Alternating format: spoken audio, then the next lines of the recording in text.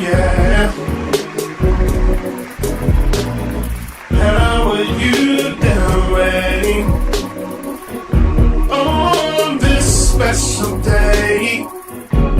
Keeping your motivation in a special way.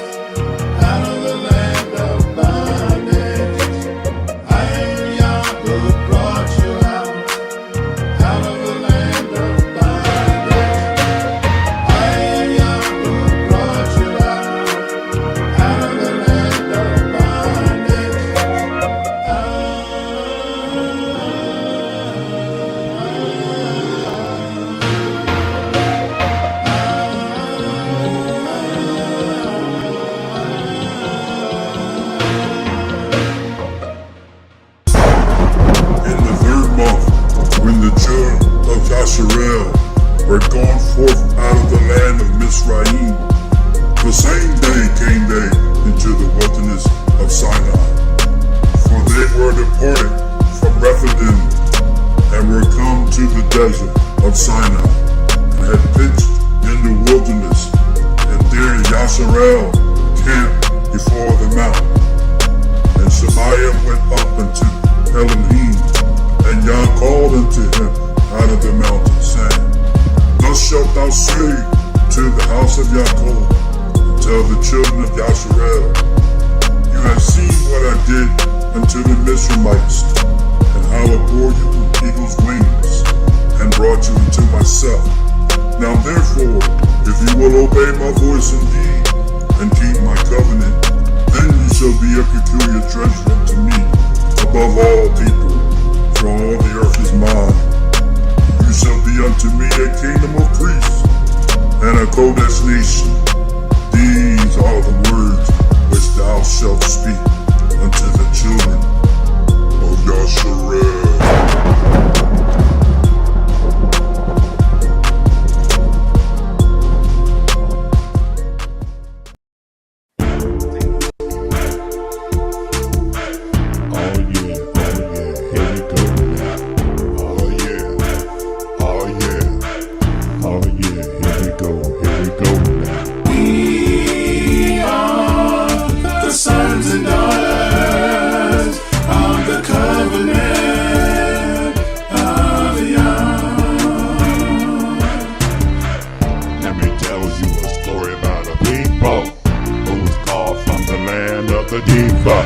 Yah promised he would give us a kingdom.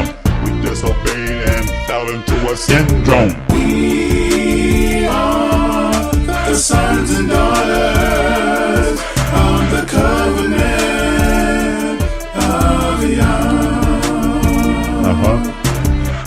Yah said in the lands of our captivity, when we return, he will give us liberty.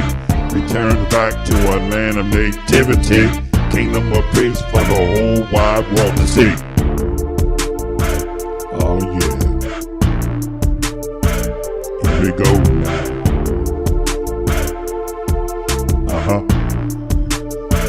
Here we go now. We are the sons and daughters of the covenant of Yah.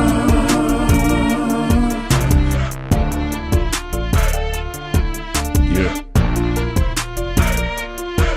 Yeah. Yeah. Oh yeah. We are the sons and daughters of the covenant of Yah. We will reign for 1,000 years with him. Kings and priests having God's law with him. We were paid for the trials and tribulations. That's when the world would pay us our full reparations.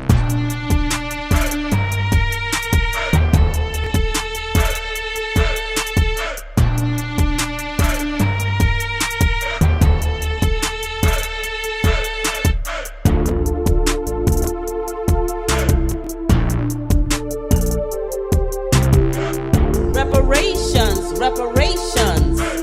Reparations, reparations. Reparations, reparations. Reparations, reparations. Reparations, reparations. Reparations, reparations.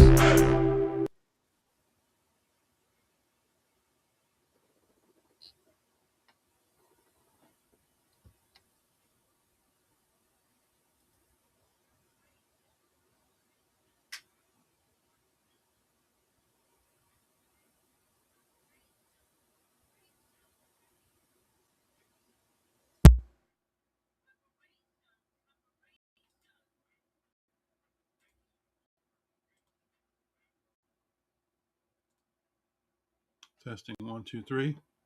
Testing 1 2 3. All right. Let's see if I can do this here.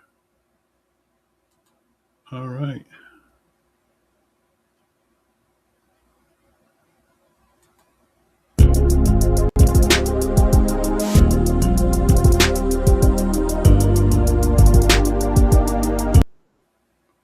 Okay. All right. Let's see.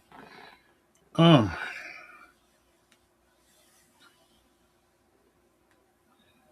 Oh,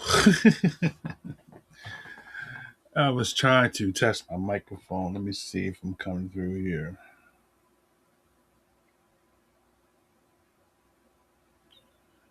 Uh. Let's see. Can I get a mic check? Let me see here. I want to.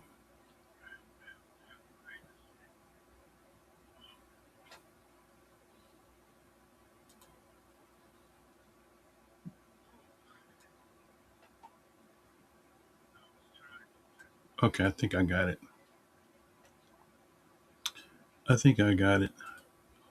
All right. Okay, let me see. What am I trying to do here? I'm trying to. Let's do this here. Let's just bear with me a second here while I try to navigate this screen here. I want to move this over here. Okay, how do I do that? Okay, there we go. And then what I want to do is want to. Matter of fact, let's just move this over here. Pardon me for a second while I'm trying to set up my.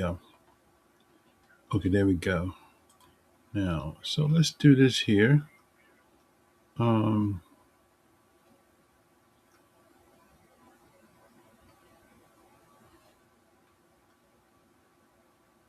so let's start here. And we got Lion Pride. Shabbat Shalom. Good to see you, my brother. He's greeting everybody.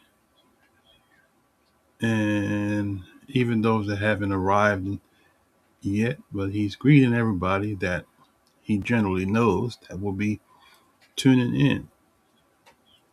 So I say Shabbat Shalom to you too, my brother. And let's see. Also, I want to. He did another greet here. Is that the same? Okay. Boy, I tell you, you got a telegraphic memory to remember everybody's username. Let me see. Here's Lamar. The Cool Gent. Lamar, Mr. G Man, the Cool Gent. When I was in Chicago, it was what was a guy named Kent? They called him the Cool Gent. Coach Sherry, Shabbat Shalom, and those. Let's see. I think that's what I got. That's what I got so far. Okay. But anyway, probably you all had a good week. Um, I had a good week. Getting closer and closer and closer to the end of the road, which is peak. I was looking at my Social Security statements for early retirement. So it's not a lot of money that they want you to wait till you have dead to get the full Social Security amount. And hey, by the time I'm 70, who knows where the Social Security will be? Will it even still be in existence? Who knows? Will it still even be? Warren Josiah from Chicago, he know that. Herb Kent, the Cool Gent. It takes somebody from Chicago to know that, right? But yeah, Herb Kent, the Cool Gent. Yeah. So, Social Security might not be around. Okay. I'm gonna go ahead and get to the lesson because I got people that have a short attention span. I get comments from people. Why don't you just go straight into the message? I could get smart and say, why don't you send me a super chat and I'll go directly to whatever you want to go to. Send money, like Brother Bowie used to say, send money. Brother Bowie gonna collect them tithes, right? I might have to go back to collecting tithes more with Josiah.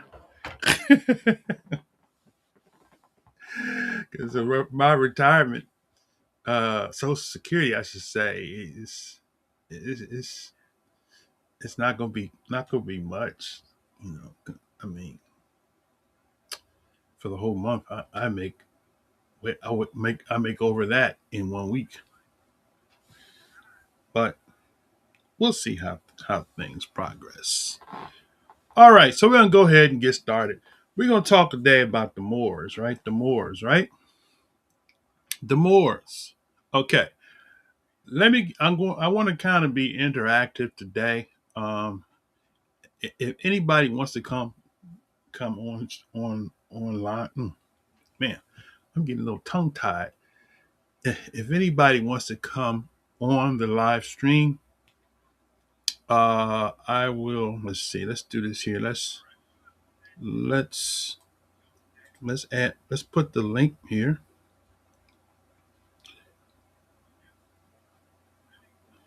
Um, and anybody want to come? I just want to get some feedback because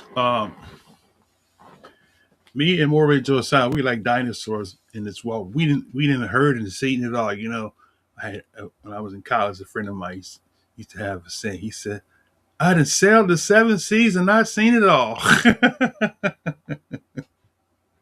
He said, I didn't, I didn't sail the seven seas and I done seen it all."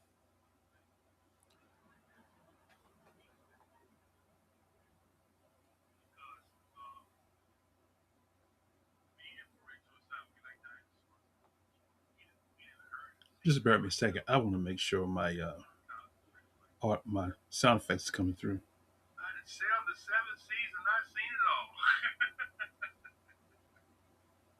He said, I done sailed the seven seas and I done seen it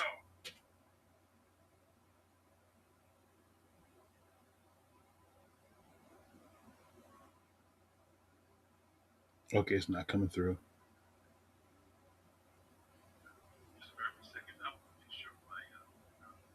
It's not coming through. Okay, so what I got to do is, all right, what I got to do is, let me do this right quick. I got to share screens. What I got to do, and let's see, entire screen. I want this one here, and share audio, and share.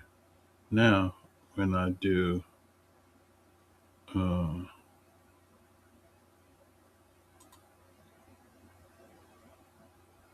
uh, now where am I at?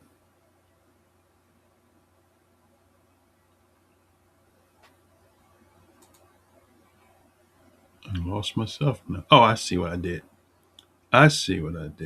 Okay, there I go. Okay, all right. So this one, this how we gonna do it. Okay, let's try that now. All right.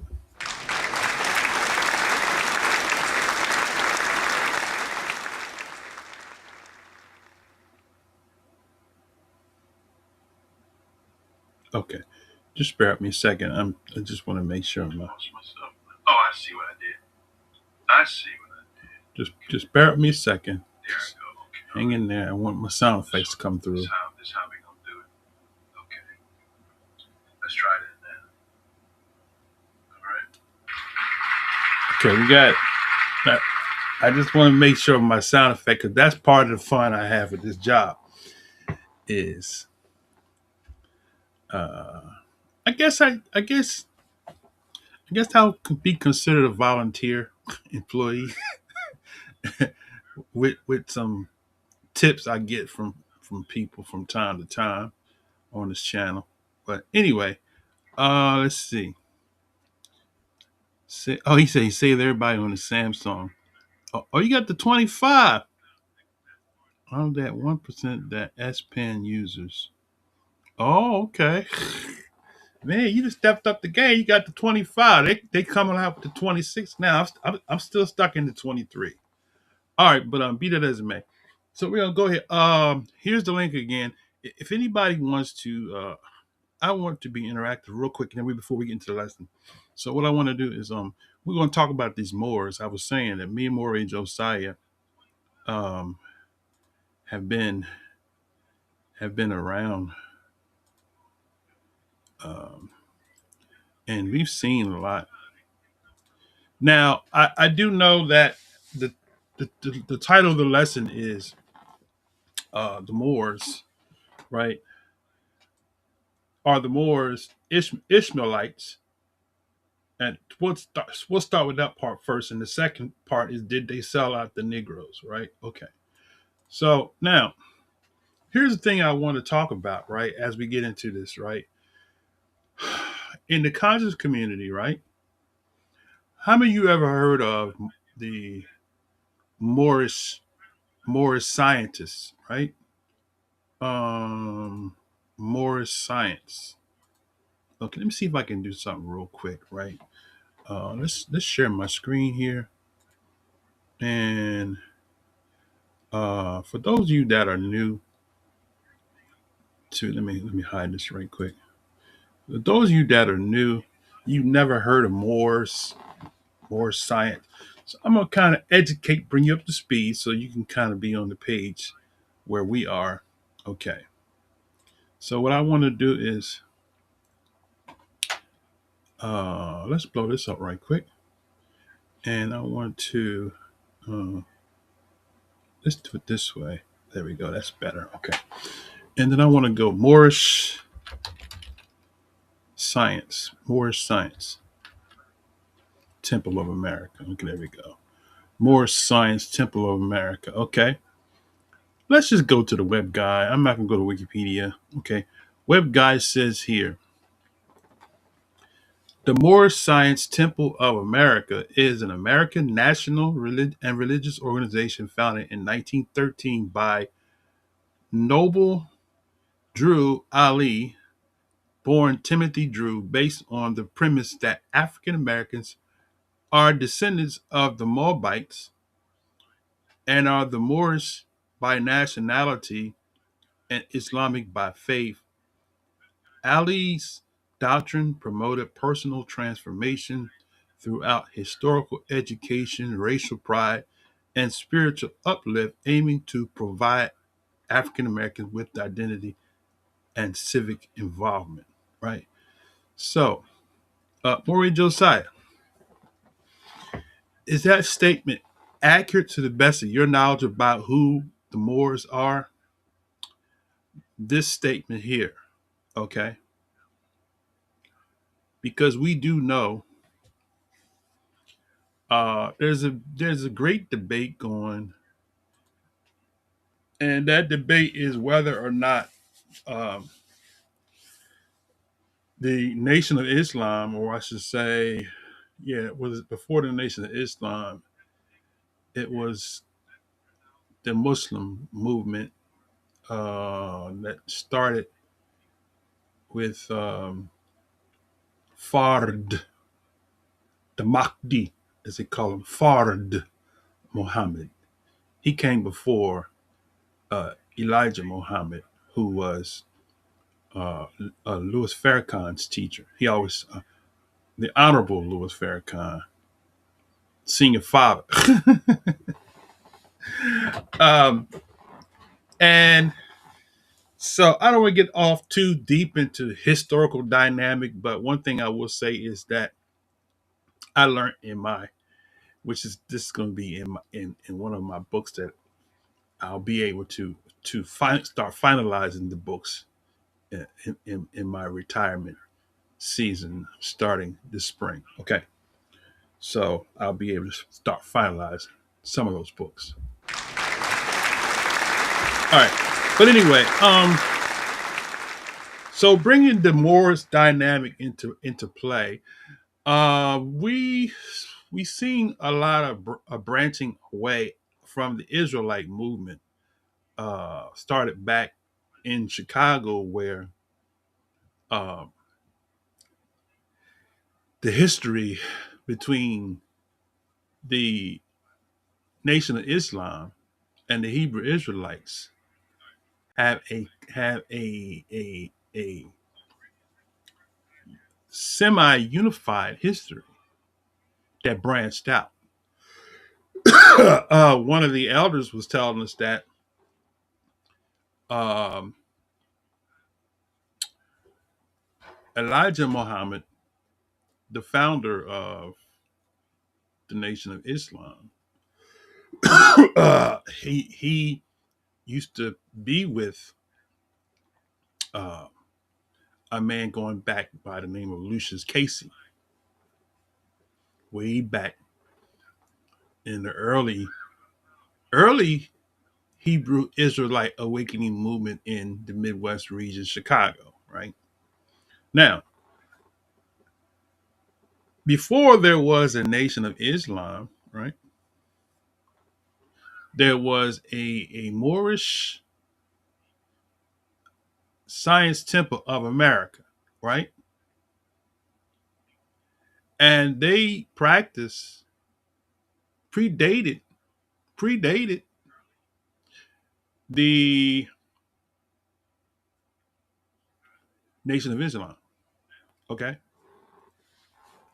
So now from the dynamic, so we're connecting the Moors, right? So what has been stated, let me bring it back up on the screen. What has been stated is that the Moorish science, right, was founded in 1913, right? Now, let me just kind of see if I can get the mathing, right? Okay. So we do know that Elijah Muhammad, right? Let me see. Let me see if I can pull him up real quick. So just kind of go with me for a minute while we kind of learn a little something on the way to learn something. So Elijah Poole, I think they call him Elijah Poole, right? Okay. Uh okay, he was born 1897, right? Let me put up on the screen so you can see Elijah Poole according to our sources here. So there's a young picture of him right there. How about that? Look at that. So he was born in Sandersville, Georgia in 1897. Now, what is the connection between a lot of these movements? When I was talking to one of the elders in Chicago, he was letting us know that a lot of the people came from the South, came north to get away from that Jim Crow uh, slavery and oppression, right? So a lot of them moved north, right? So Elijah Muhammad was born in 1897. Now this is not a teaching. This is not a teaching, right, of the history of Elijah Muhammad. But I want to say, I was looking at something here. Okay, so look right here if you see this here. It says Elijah Muhammad was an American religious leader who led the Nation of Islam from 1933 until his death, right? So he started in 1933. So the point I'm trying to make here is this, right? Okay. All right. Before you had a Nation of Islam, right? You had Moorish science, right? That started with Noble Drew Ali, right? So we're connecting the dots because we want to show you who are the Moors. Now, what Noble Drew Ali teaches or taught, I should say. Let me put him up on the screen so you can see a picture of him. Uh, let's see. They had that link has a website. Let me see. Let me pull this up on the screen real quick so you can see. Okay. All right. Since we are in our Black history, so we're bringing all this together, right? Okay. Now you see here. This is the Moorish um, American or Moorish science, right? Now here's the thing I want to add to this, right? There, this is for my brother. He likes to do stuff like this, right? This is his calling. Uh, Truth Unedited. Okay. Noble Drew Ali, who was the founder, right, of this. They got a star over here on the flag. I don't know how many, I don't know if they are actively practicing, but they have a strong history with Freemasonry. Okay. Um, what I want to do, let's bring this back on the screen. Okay. This was unrehearsed, so I'm kind of winging this right here. I wanted to, so the more science. Okay, let's leave that there. What I'm gonna do is I'm gonna open another tab because I want to come back to this in a minute. Okay, so the Moors, I want to know, was Noble Drew Ali a Mason? See, somebody already asked the question. I'm asking it too.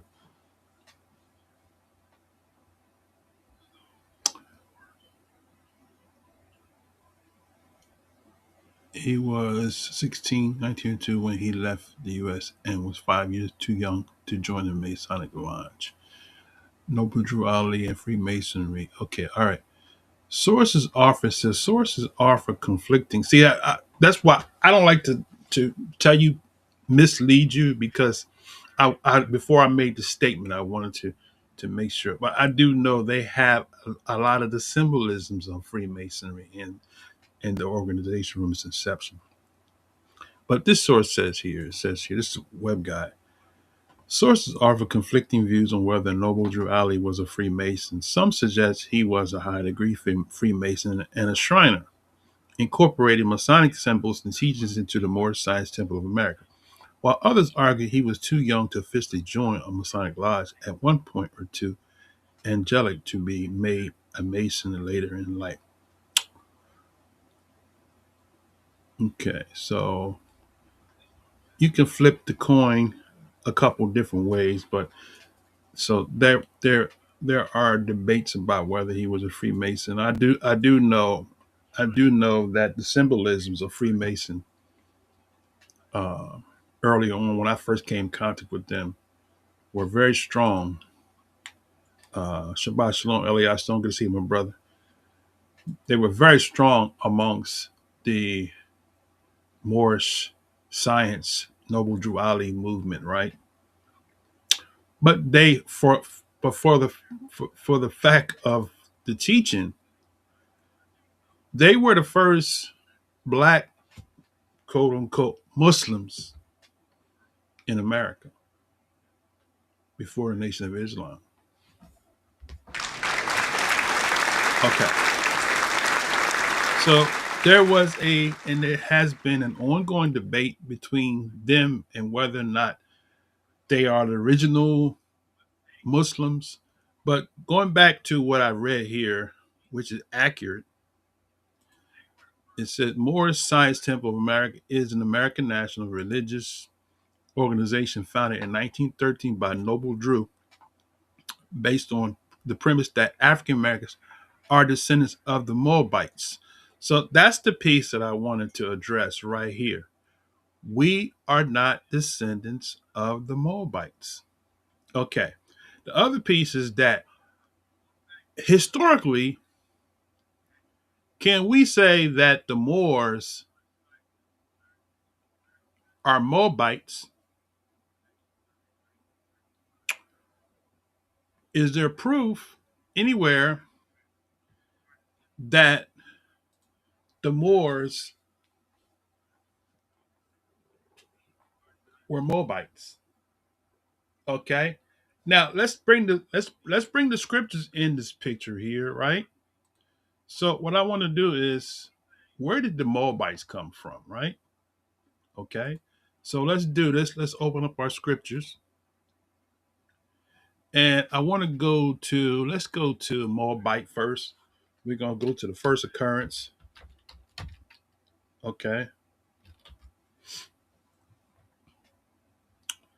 Okay. Moab.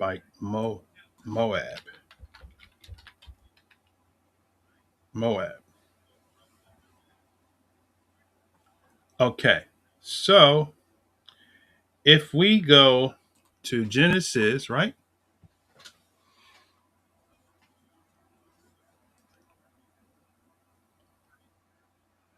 If we go to Genesis, and now, so listen, we're going to learn today, right? We're going to learn today. Because some Israelites that don't have any knowledge, right, just have been educated in what they have been pushed or informed by their leaders, the camp leaders, etc. Right. So we're going to show you from a biblical dynamic that we're not Moors, we're not Moabites, right? Okay. From the biblical dynamic, since we're in this Black History season, right? I got cousins and loved ones, they jump on the bandwagon. We all are Moors. No. From the information that we read, if the Moors are the Moabites, we're going to show you from the biblical dynamic who the Moabites are. And then we're going to show you from a historical dynamic that the Moabites, some of the Moors are Moabites, right? But it's not an exclusive term for Moab. Okay. Now, with that said, let's go further. Okay. So let's go back to the scriptures here. And how many of you are familiar with the story of Lot's children? Told I about for that Lion Pride. I'm gonna have to give Lion Pride the mic. He trying to take the lesson.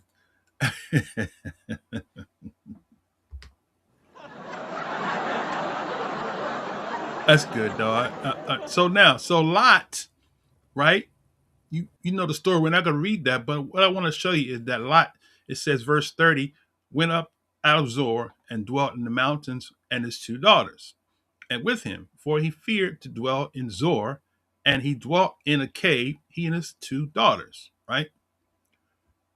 Verse 31, the first daughter, the firstborn, said to younger, our father is old, and there is not a man in the earth to come in unto us after the manner of all the earth. Come, let us make our father drink wine, and we will lie with him, that we may preserve seed of our father. Ew. That's where I need that little sound effect where the little kids say, ew. They said, come, let us lie with our father, right? That we would save seed, right? All right. Preserve seed of our father, right? 33. And they made their father drink wine that night, and the firstborn went in and lay with her father, and he perceived not when she lay down, nor when she rose. They got him drunk real good. You know, when she got up and left. Look, how many times have y'all ever, when we were younger, when we did some dumb stuff,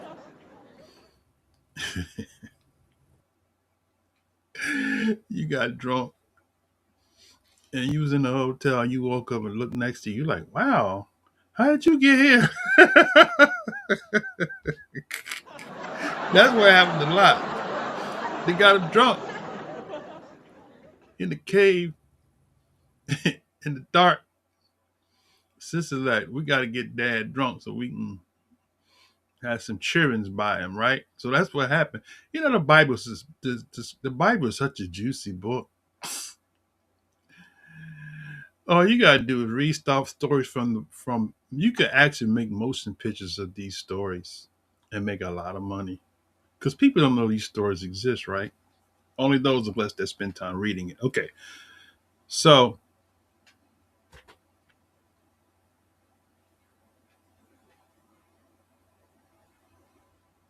Lion Pride, what you moving? Oh, that's right. He went back to Washington. You still in you went back to Washington, right? Still in Washington. Okay, all right.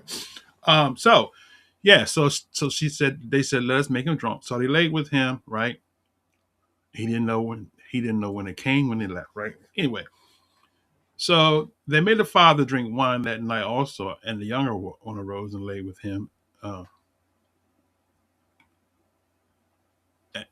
and he perceived not when she lay down nor when she arose, right? Thus were both the daughters of Lot with child by their father, right? Okay. Firstborn bore a son and called his name Moab, right? So Moab is there you go right there. Moab, right, is the beginning of the Moabites, right? By Lot, right? So Lot is the father of the Moabites, right? Now, interesting, right? We're not even going to bring Ammon on the picture, but what I want to point out is that Moab, if Moab is the father of the so-called African Americans, this shows you how weak that thought is, right? If Moab is the father, as we read in that definition, and to all my loved ones who have co-signed for that, are you saying that we didn't exist before Moab?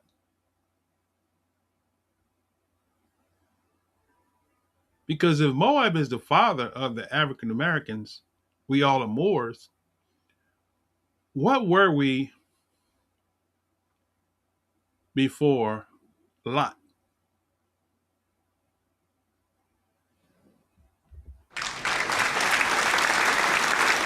So therefore, by default, we can't be, right?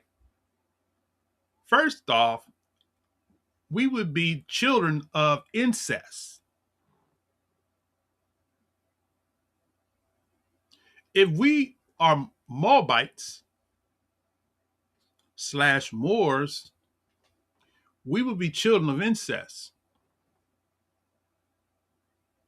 We're not the children of incest. Polygyny? Yes. Incest? No. Yah wasn't having it. Okay. Matter of fact, the book of the law goes totally against ancestral relationships. That's why the two daughters had to get him drunk, right? So now, Moab had seed, right? Now let's go to Psalms 85, Psalms 83, right? And let's kind of gravitate a little to the Moors. Okay. Um, verse 6, Psalms 83, verse 6 says, the tabernacles of Edom, the tabernacle will be the dwelling place, right? Okay. The dwelling place of Edom, Ishmael, and Moab, and the Hagarenes, right? Now, I believe that those people Edom, Ishmael, Moab, and Hagarenes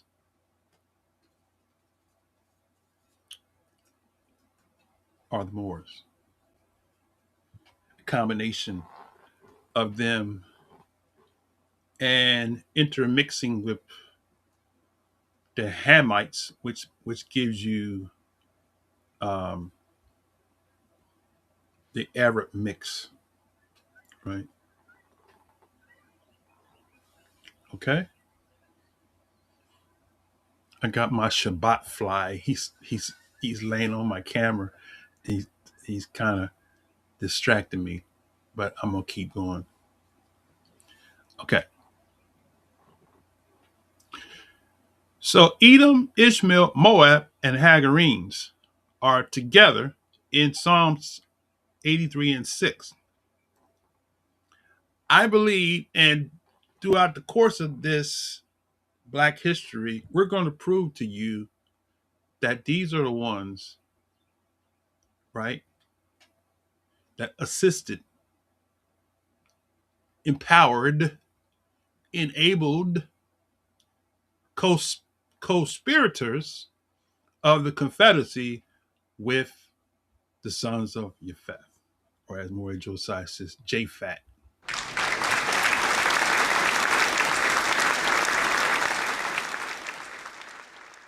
Okay? Now, let's kind of do a little education right quick. So let's move to another segment. I want to start with a definition, right, for Moors. Okay. I'm going to give you a link, and this is a link to the oldest dictionary. Some of y'all are used to Noah Webster, right? 1828. We gonna go beyond Noah. Cause see, Noah Webster wasn't the first English dictionary. What you bringing to the table, brother? That's right. So now I'm gonna give you this link, and you're gonna have this. And anybody come at you and say, brother, Noah Webster's the old dictionary. No, tell them no. You got receipts. Okay. So here's the link right here to Samuel um,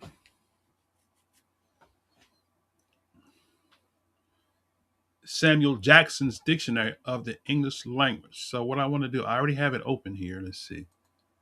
Okay. Where am I at here? Right here. Okay. I have it open already.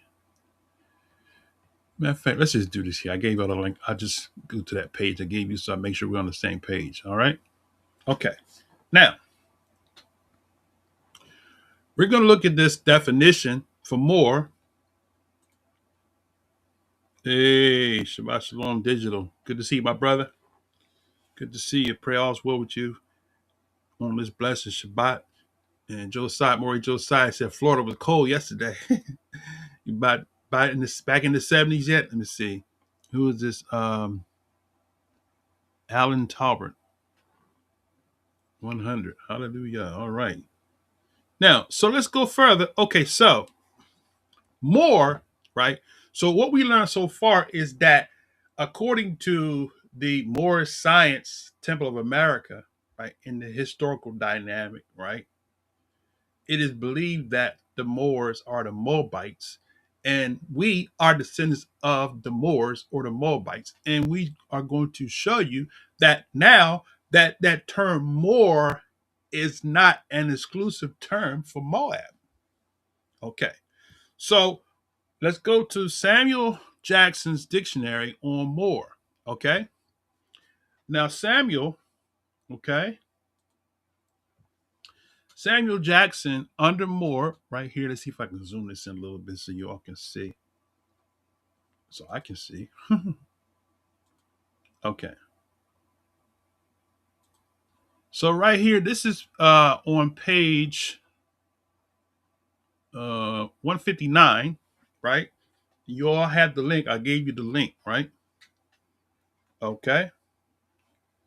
And under meaning two, it says Morris, right?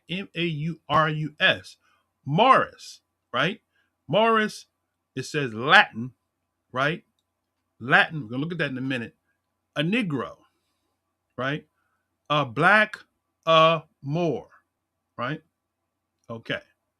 So far we have a definition for Moor, which is defined as a blackamoor or as a Negro, right? So now I can see why we could have confusion to think that, oh, that's our ancestors. I can see why it could be a confusion because of the definition of the word more. Okay? So, in other words, because the definition says more is a Negro, right? Now, those that want to try to say that the Moors weren't black, right? They in denial, right? You're gonna learn today. The Moors, the definition of the word Moor from the beginning is from the Latin word, right? Morris, right? Which means a Negro or a blackamoor, right? A black amour. Okay. So those two terms are synonymous. Okay. Now, let's go. I'm going to give you another link. So we're going to leave that one and we're going to go to a blackamoor. Okay. So here's the link to blackamoor. Click on that link. If you have a computer, it's a good idea for you to download that and save it because who knows how long the information is going to be remain available. One time they had shut archives down. We was busting them wide open with documentaries. I mean documents and archived books. Busting them open. Me, Dante Fortson. Uh, we used to use Google, and I guess we overloaded Google. And they started putting stuff on archive.org. So now click that link there, and we're going to go and we're going to look at a blackamoor. Okay. Right. Now, see if I can zoom this in here. All right. Let's go. Let's zoom it in. Okay. Now, you should be able to see right here. It says black amour, right? A black amour from black and more. How about that? From black and more. Okay. Black amour from black and more.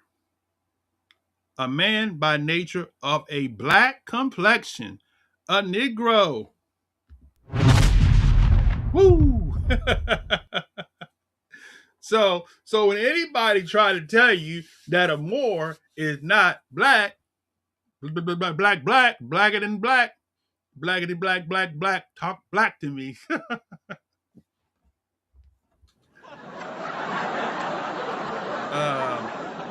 I need to clip that out from Vicky Dillard. Talk black to me just for the season. Talk black to me, right? So by definition, we learned that more is a reference to a black person, aka a Negro. Okay, so we can see why there is confusion as to the Moors being the ancestors of the African American by way of the definition. Well, we're going to amplify this bad boy. We're going to put the magnifying glass on. And we're gonna amplify it. Okay, now, so with that said, the blackamoor. Once again, let's bring it back up on the screen. The blackamoor, from black and more, a man by nature of a black complexion. And just in case you not quick clear, it says a Negro. Okay. It says they are more afraid of a blackamoor or a lion than of a nurse or a cat. And now, right beneath that, you see blackberry. Okay. Hmm. Interesting. I'm going to move right along. Okay. So that's blackamoor, right? So we go from more to blackamoor, right? Now, in the definition, now if we let's go back to more, because now we're going to amplify it a little further. So go back to this link here to more, and we're going to take it to the next level. Okay. So we're going to go back to this word more, and we see something else added in that kind of helps us to comprehend um, who a more is, right? Okay, now, so under meaning two, it says Morris, right? Look at that. Let's zoom that in. It says Morris, right? Morris, right? It says Morris is Latin, Latin for Negro. Okay, so Negro is Spanish. Negrito is a late Latin, I guess, of Negrito, right? I guess it's an English transliteration. I guess you could say, where you get Negro from come to Negrito, right? But in early Latin, they use the term more, right? So in ancient days, you won't see black. You'll see more for anybody that is dark complected, right? All right. Now, so we're going to go a step higher, right? So I'm going to give you another link, right? And this link is going to take us to the throne. So we're going to look at this word Morris, right? Okay. So here's another link. You want to click this link. You want to download it and save it, because this is a dictionary of the English language, right? And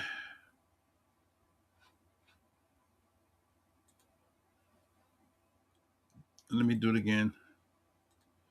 This is a dictionary, it's a complete English, Latin, and Latin English dictionary, right?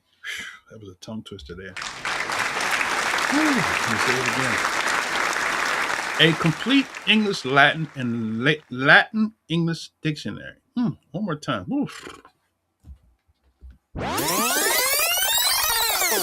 A complete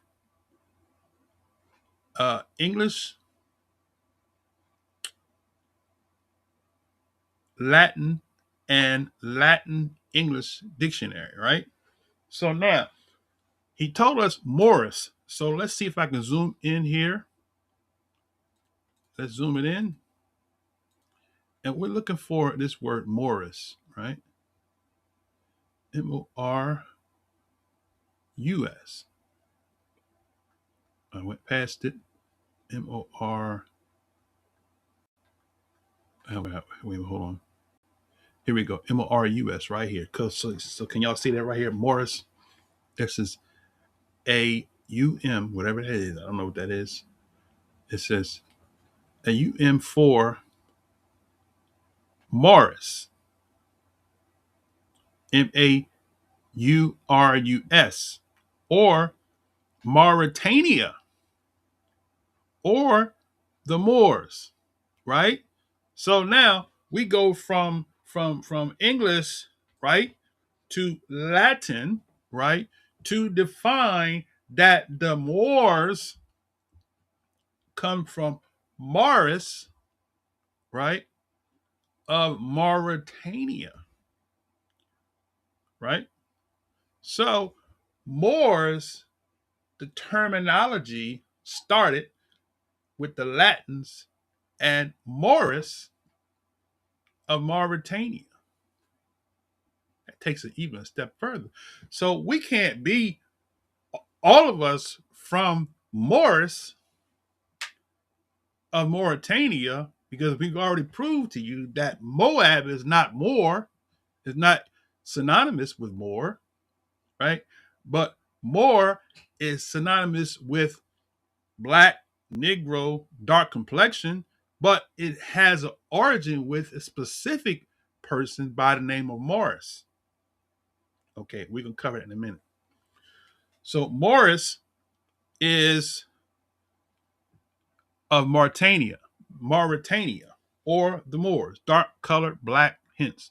Morum, okay, a mulberry, also a blackberry. There goes that blackberry, right? So now that's interesting, right? Little side note. How many of y'all old enough to remember blackberry? How many of y'all old enough to remember blackberry? It was a black, you know, when they came, they used to have the pagers. This go way back for y'all time. After the pagers, they came out with a thing called the BlackBerry, where you two fingers, you typing, texting with two fingers, right? You're clicking. I mean, some of the sisters in corporate America, they can work that BlackBerry. I was never a BlackBerry fan, but the BlackBerry, right, was named after Blackamoor. What you bringing to the table, brother? But they want to tell you that everything black is bad, right? Okay. So now let's go back in here. So we go back to Morris of Mauritania, or the Moors, dark colored black, right? So the Latins, so according to the Latins, right,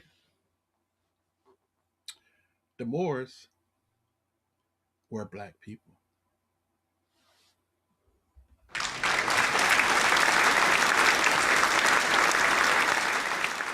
Why this is important? Because people like Vocab Malone, with his undereducated self about us, or just simply in denial, want to say that all the people in North Africa wasn't black, right? We're going to prove him wrong. Okay. All right. So now we're showing you that Morris, right, of Mauritania is where that term Moors originated, right? Moors. Okay. So Moors for Morris or Mauritania or the Moors, dark colored or black, right? Now, I'm going to give you another link. And have you ever heard of, right? Have you ever heard of the kingdom of Mauritania? I'm going to do a Dante Forson on y'all now.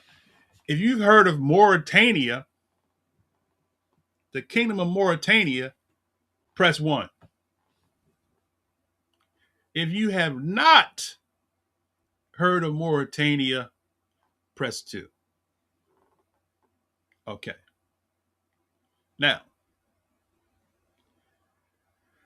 Moors is a descriptive of this man we just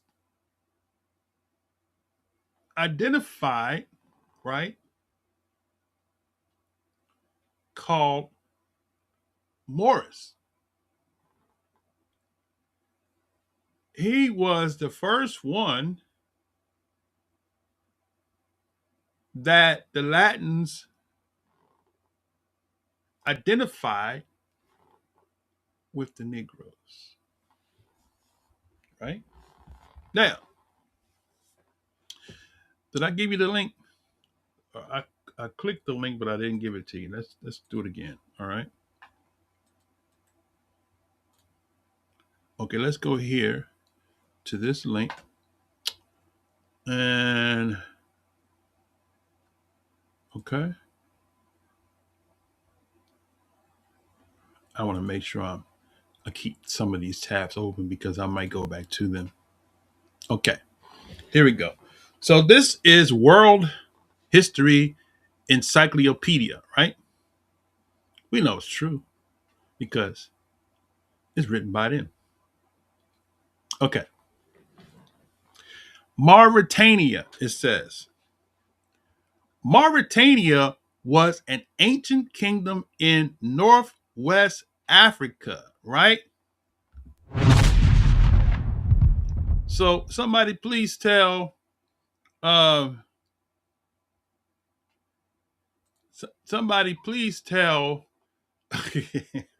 somebody please go wake up Mocab Malone and tell him he's being paid because he's going to get some education. He's going to learn today.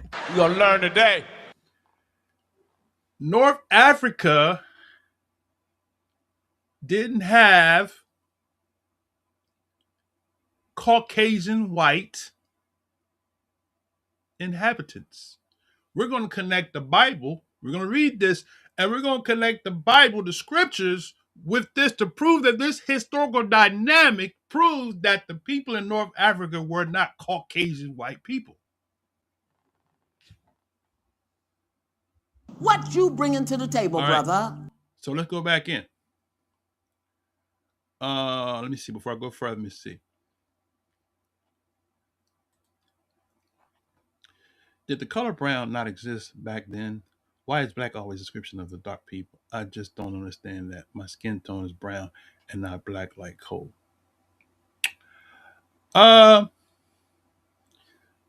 You already know the answer to that. I guess that was a rhetorical question. But the narrative of black versus white is the reason why. Okay. All right. In a nutshell, without me going into any extensive explanation, right? Now, so back to the link. Okay, here we go. Y'all ready? So Mauritania was an ancient kingdom. Woo, turn this heat down. Was an ancient kingdom in northwest Africa, encompassing regions of modern-day Morocco, Algeria, although it shares a name with modern country of Mauritania, they do not overlap. Ancient Mauritania was named after Mauri, or Moors, a Berber tribe that inhabited the region, right? Okay, here we go. Let's see, they got a map here. Okay, here we go. Can y'all see that map? Okay.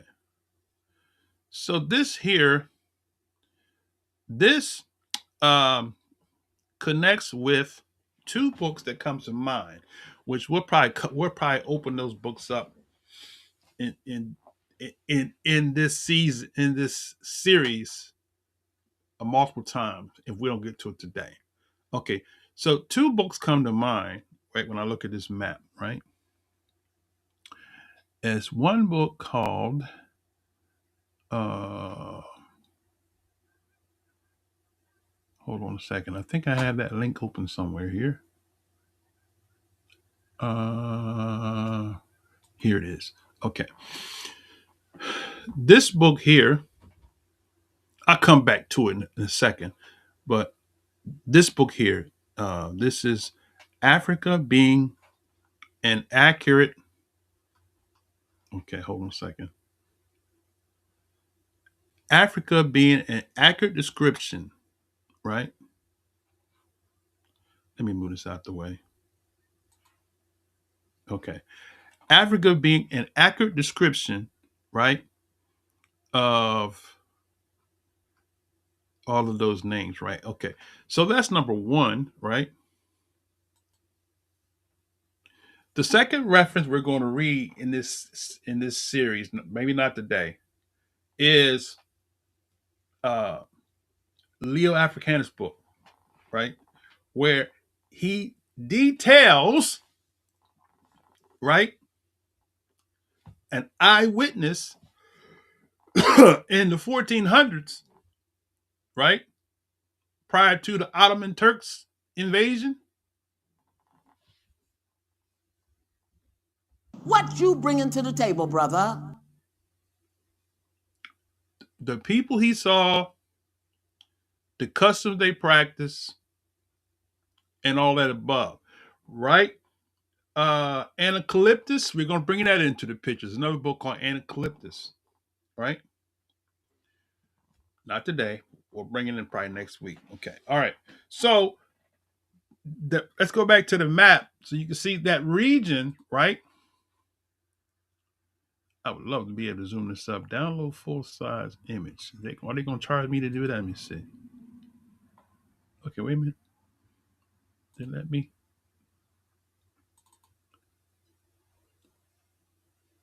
Okay. Wait, they let me download it. All right. Praise Yah.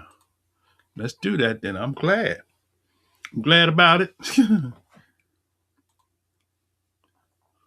Shabbat Shalom, brother Dookie Dollars. Good to see you, my brother.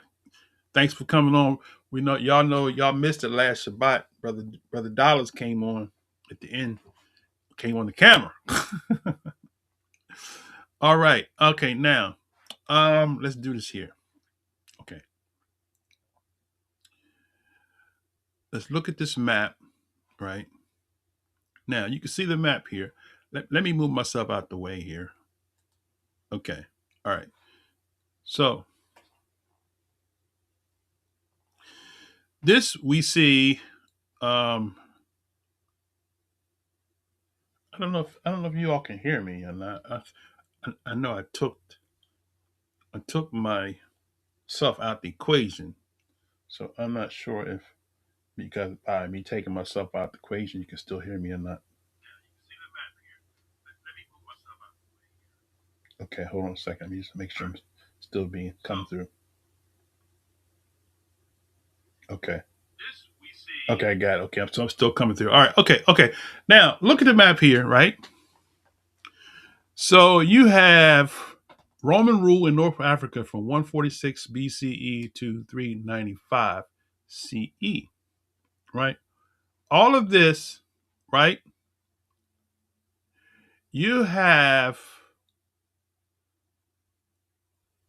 descendants of Ham, right?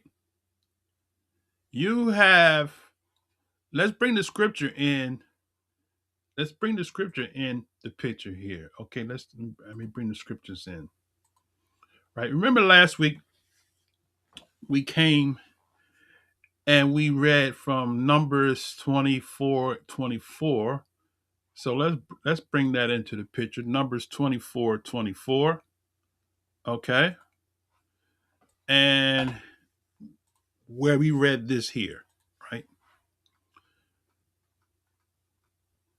It says, it started at 23. He took up this parable and said, let me back up for a second. This all is very relevant to who the people are in this North American region, in addition to, right? So it says here, he looked on the Kenites and took up his parable and said, strong is thy dwelling place, and thou puttest thy nest in a rock. All right. Now, y'all gotta listen to what I'm about to say because You're going to learn today. there are two people now, that we know that scripture says that they planted their nests in the rock. One being Esau, and now we see another person here, right, putting his nest in a rock. In that whole region, right, that terminology Mori comes from mountain dwelling African Edenic Hebrew descendants, because that's who Moab is, right? He's a Hebrew descendant from Eber, right? The Epher, descendants of Abraham and his wife Keturah, they're there, right? Ishmael, right? His mother originated in North Africa, Mizraim, and then Hagar, historically, from the historical dynamic, had married again and had other children called the Hagarites. They lived in North Africa, right? So now he's saying the Kenites, right? Okay, now we got that. Let's go back. Go back in. So now Numbers 21:24 says the Kenites, and take up this parable and say, strong is thy dwelling place, thou that put thy nest in a rock. Nevertheless, the Kenite shall be wasted, right? Okay, who's the Kenite? Right? It says Cain, the name of the first child, also of a place in Palestine. Okay. Now, look, I don't want to give y'all too much at one time, but America, being an accurate description, told us that Esau, right, red, Eritrea, and the combination of him intermingling with these people took a terminology called Phoenician. Okay. Those are your tire, right? Okay. I know I'm giving y'all a lot, but you might want to play this over and again, right? And also, if you want to know references, we've covered this over and over again during our Black series prior to this. Okay, but anyway. So let's go back in here. So the Kenites shall be wasted until Asher, right? Asher shall carry thee away captive. So what happened? What happened here, brother? The Kenites, right, were carried away captive. Now let's just kind of do this real quick before we go further. I want to dig a little deeper into this Kenite thing, right? So Kenite, Kenite. Okay. Let's go. Let's put the S on it. Okay. Now, why is the Kenite important? Okay, we're gonna come back to Numbers 24. Let's go to Genesis 15 real quick. Okay, I want to show you something real quick. Okay. It said, verse 17 says, it came to pass that when the sun went down, it was dark, behold, smoking furnace and burning lamp that passed between those pieces. In the same day, Yah made a covenant with Abram, saying, unto thy seed have I given this land from the river of Mizraim unto the great river Euphrates. The Kenites, right? There goes the Kenites, right? The Kenizzites, the Kadamites, the Hittites, the Perizzites, the Rephaites, Amorites, Canaanites, Gergesites, and Jebusites, right? Right. So there you have it, right? So why that's important is because when we go back to Numbers 21:21, it said that Assyria would take the Kenites into captivity. Where did they take the Kenites? They took them into Africa, right? They took them into North Africa, the territory that we just showed you on the map. Now let's go back to Numbers 24:24 so we can we could bring this back home. And I'm gonna come back on the screen with the map. So let's look at 24 and 23 said, and he took up his parable and said, alas, who shall live when Yah does this? So remember, he said, Asher will carry away the Kenite or the Canaanites captive. So amongst those who dwell in North Africa, aka Barbary states, aka Bilodegred, aka Mauritania, right? All of that. You have a conglomeration of African, Edenic, or dark-skinned people that are called Moors. They're all not from the same tribe, right? They're all not from the same tribe. Okay, let's go back in here, all right? So he says, so who shall live when the Most High does this, right? The ships shall come from the coast of Chittim, which Chittim is the father of, watch this now, the Greeks, the Romans, and the Spanish.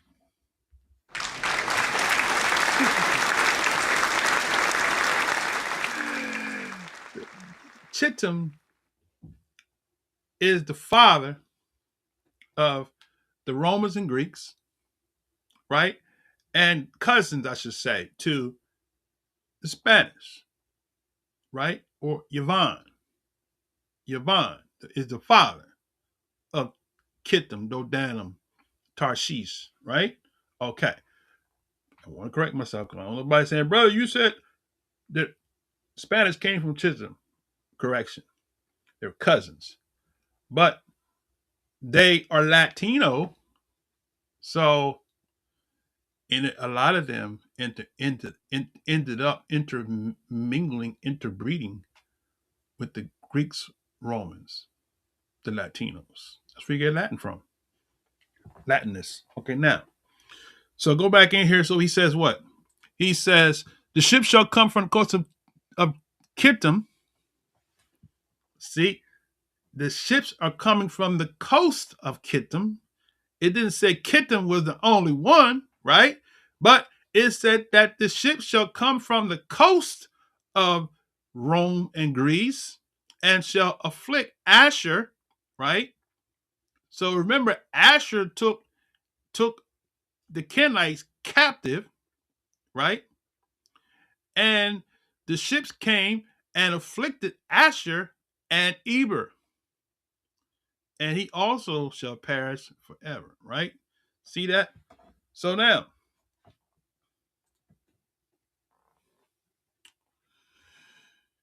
I'm going to do this because it's in my thought, right?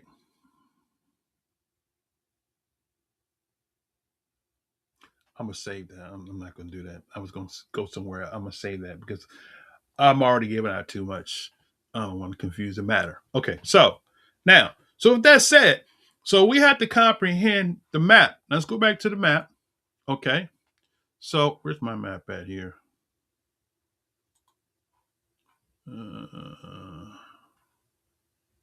Okay. So now we see the map. This map here is full of people, right? A mixture, because this became the Roman rule. So when the Romans came into power, right? The Romans started enslaving, right? Asher, the Kenites, right? And the Hebrews. So when you lump the Hebrews, Eber, you gotta add them all in the equation. Everybody that came from the loins of Eber are now in North Africa by way of Chittim. Okay? Enslaved. After the Roman Empire fell, they got freedom, right? Now, So this territory here is all of this is inclusive of Mauritania, not just simply Morocco, as he said, but all of this. Okay. Now, you see your province boundary, you got Africa. Oh, you know what? The map is not on the screen. Sorry about that. You got, let me take myself out the equation here. You got the province 42 CE, Africa, was that Proconsularis? Okay, originally Africa 146 BC and Africa Nova. So you got Numidia, Militia. Okay, all of that, man. See that? So all of this territory, um, for the purposes of the urban or Christian apologists who want to make you believe that these were Caucasoid people, according to prophecy, these people that was taken here were Eber and Asher, right? They were Eber and Asher. Eber, Asher, and add to the mix the Canaanites, right?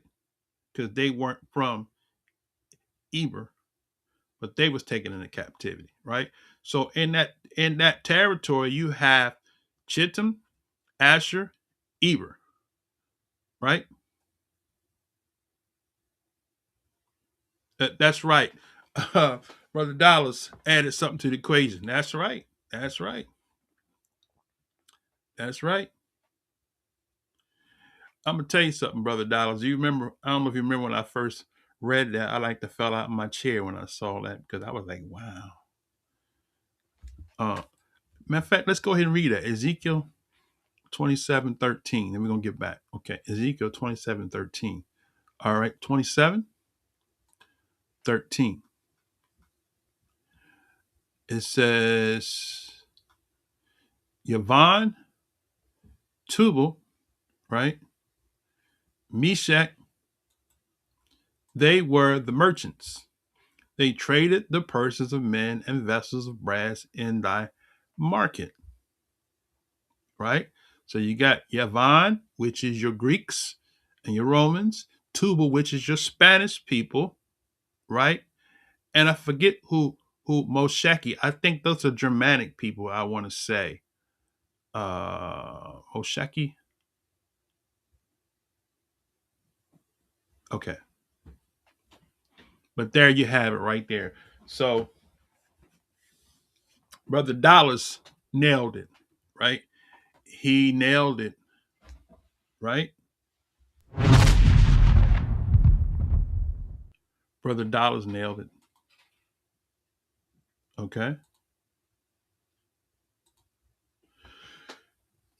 So the people, for clarity, that were in the northern area in the territory that they called the Mauritania Kingdom, right, was a mixture of Eber, Asher, and Ham, right? Now, let me go back to where do I want to go back to? I'm going to go back to the article. So let's see, where am I at here? Got too much open up here. Okay.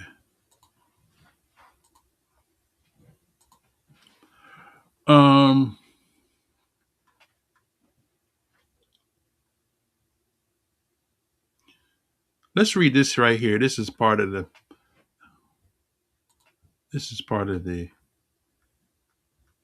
map I just showed you. So let's read it real quick.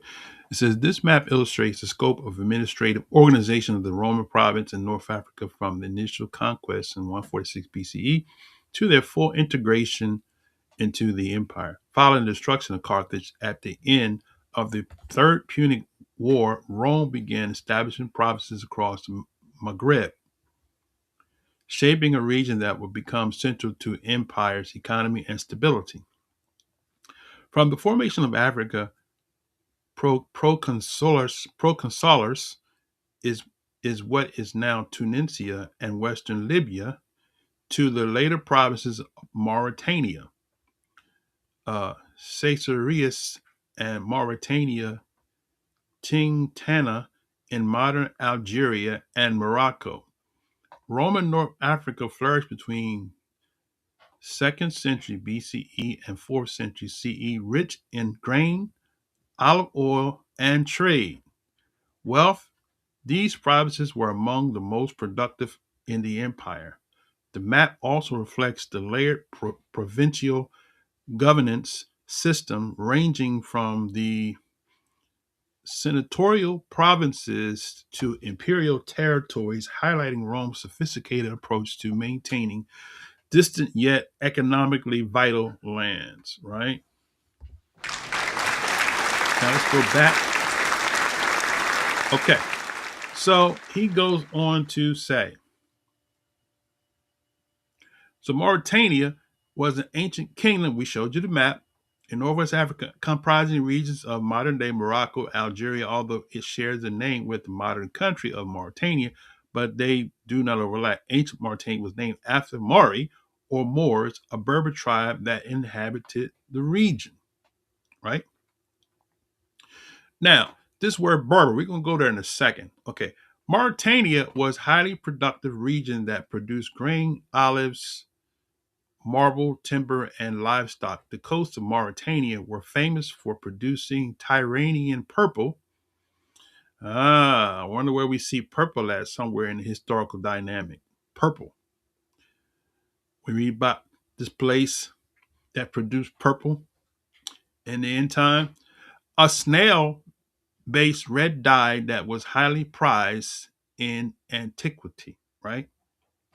Could it be that that purple is the purple or the color of the fringes? I've heard some points about that. I'm going to leave that alone, though. Under Rome rule, it was divided into Western and Eastern territory named Mauritania and Mauritania Caesaristis, respectively. These provinces exported food to the Roman Empire during antiquity until they were conquered by who? The Vandals. The Vandals in the 5th century CE. So the Vandals, that's where you get your Caucasian white presence.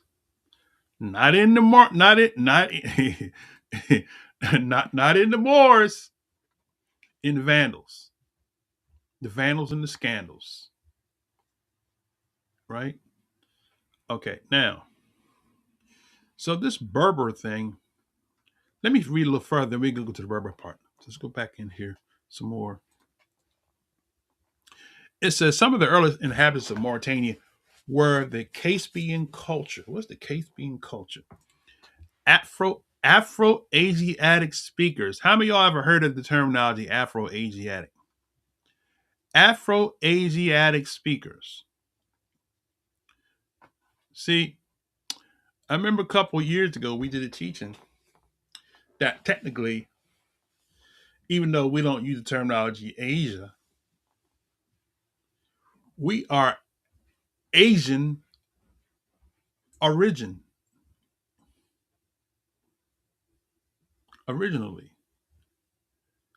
And when I say Asian, see, most people, their mind goes to China and the Chinese and no.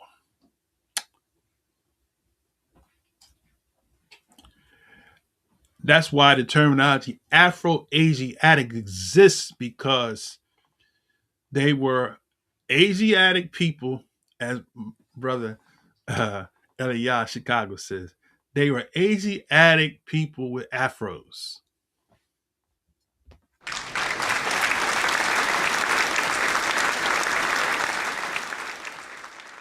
There's a book that I shared in one of our sharings. I think it was the book entitled It Began in Babel. And he says that Asia was the cradle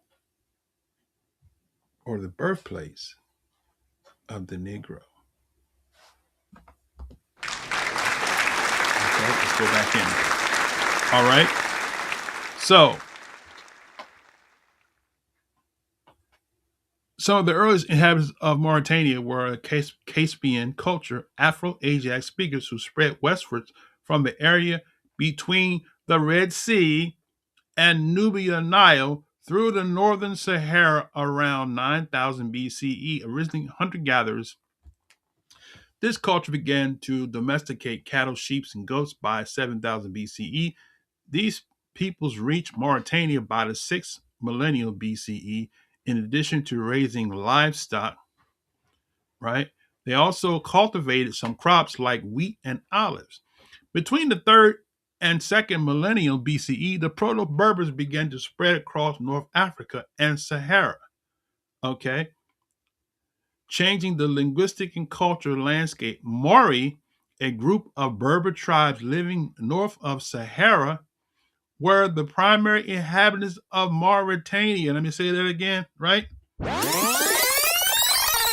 The Maori, a group of Berber tribes living north of the Sahara, were primarily the inhabitants of Mauritania in classical antiquity. The name Maori might originally derive from the Punic word meaning Westerner. To the east, they were bordered by the, whatever this word is, Masli, Masesili, and Masesili of Numidia in later periods. Everything west of Numidia and north of the Sahara was called Mauritania. Isn't that what I said? Say it again. Everything west of Numidia and north of the Sahara was called Mauritania. What you bringing to the table, brother?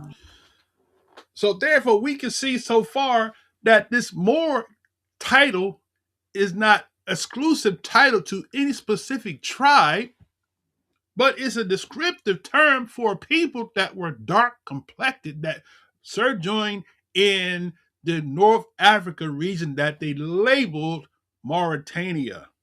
What you bringing to the table, brother? And Africa being an accurate description, right, details that. And so does Leo Africanus in his book. Okay. Discoveries of Africa, I think it's called. Description of Africa. Okay. That's right. Brother, that's right. Am I right? That's right. The whole continent was Afro-Asian. Them heathens tried to dig a canal to separate the continents. Sure enough. True enough, sure enough. Okay. All right. Ooh. Where was that? Okay, let's go back in here. All right.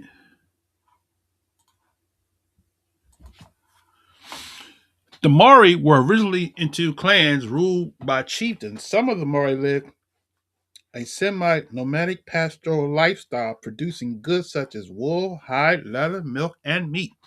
Others had settled into agricultural communities, especially on the coastal plains in the north of the country. By the 4th BCE, they were united in a tribal federation. The kingdom of Mauritania, ruled by a hereditary monarch, developed out of a federation. Despite this political development, the clan chieftains may have continued to be important political actors during this classical period. By the late 3rd century BCE, Mauritania was as powerful as Numidia. That's what they don't want you to know. Now, there's more in this, but I'm going to go back to the Berbers in a minute. Okay, so let's see what I think I hear. Here we go. Oh, they're bringing it home. They're bringing it home. Look at that. Look at that. Look at that. Look at that. Look at that.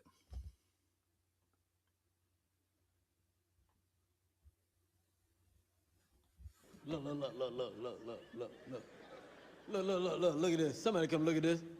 Look at this. Somebody come and look at this. Look at this. All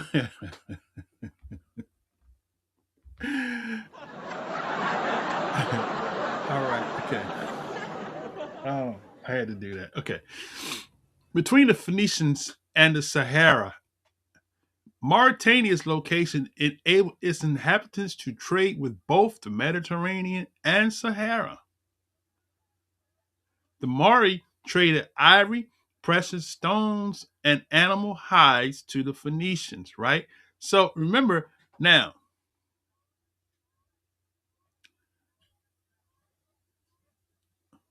oh, west of Mauritania. Okay, right. I see what you're saying. I had to look further into that, Maury Josiah, what the statement said there. So, west of Numidia. Okay, I had to look at the map and see. Okay, all right. Okay. Um, so it says Mauritania enabled inhabitants to trade with both Mediterranean. What I was saying was, so we read that in Ezekiel 37, right? Prophecy, right? Prophecy, and we see prophecy being fulfilled and connected with history, right? When the Most High says something, as I was sharing with my brother-in-law the other day. Me, Moray Josiah, we from the old school, right? We show you what the book prophesied, right? And in modern times now, the Most High have allowed knowledge to increase to where we can now point to an event, right? That is a fulfillment of the prophecy that the Most High said. So now we can see through history, through receipts and references, that what was spoken came into fruition, right? So we see this right now. Let's go back into it. So we see between the Phoenicians and Sahara. So there goes your Tyre, right? What have you to do with your Tyre and Sidon? Let's bring that in the picture. That's Joel 3, right? Okay, Joel 3, real quick. I'm gonna come back. Let's blow it up. Okay. So what have you to do with me? Here we go, right here. Yes, and what have you to do with me, O Tyre, or Tyre, Sor, and Zidon, and all the coast of Palestine? Right? Right? Okay.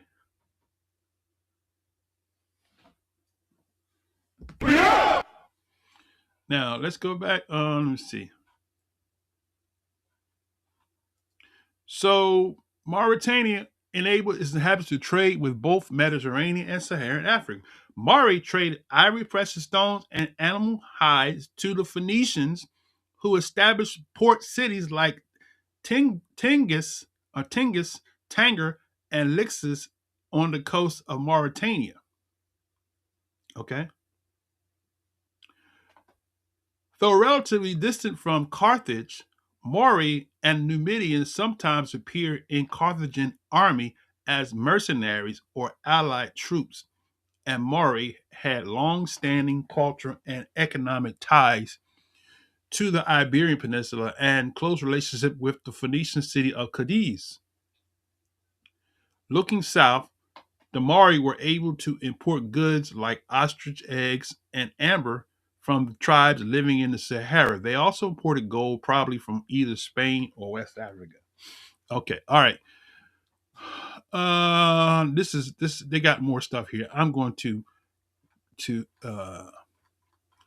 go back, and I want to visit this Berber part right here, because this part right here.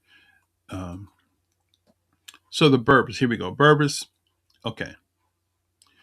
It says the Berbers have occupied North Africa, specifically the Maghreb, since the beginning of recorded history and until the Islamic conquest of the 8th century CE constituted the dominant ethnic group in the Sahara region. Modern Berber speakers and cultural practitioners are a minority in North Africa, though Berber groups are considered the descendants of the pre-Arab inhabitants of the region. In most classical texts, they are referred to as Libyans, and widely distributed and diverse ethnic group. The ancient Berbers spoke a subset of Indo-Eurasian languages, right? That's what vocab wants you to believe. They spoke an Indo-Eurasian language. No, the Berbers spoke an Afro-Asiatic language. So for them to be Caucasian white, right? They would have to be able to speak an Indo-Eurasian language. So if you look up the word Indo-Eurasian family of languages, you will not find any Africa or Asiatic, right? So the original Asiatic were not those China and Japan people, Moab and Ammon.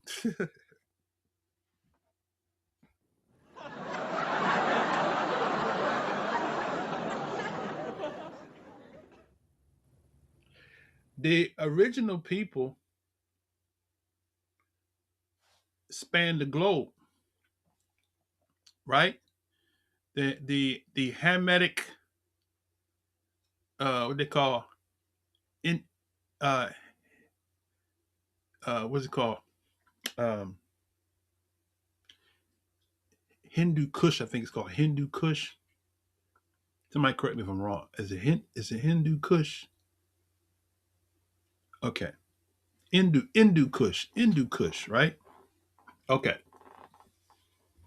You had the lighter complected Indians who were Japhetic, who came into the territories as well. Okay, now, but the Afro-Asiatics, right? That's the point. The Afro-Asiatics. So go back in here. So it says that the Berbers have occupied North Africa, specifically the Maghreb, since the beginning of recorded history and until the Islamic conquest, right? So it wasn't until the Islamic conquest that the Islam came into the region, because the region was already inhabited by a people that he calls what? Libyans, right? Now, who are the Libyans? Were they Caucasoid? No. Were they Hamites? Hamito? Cushitic? Yes. How do we know?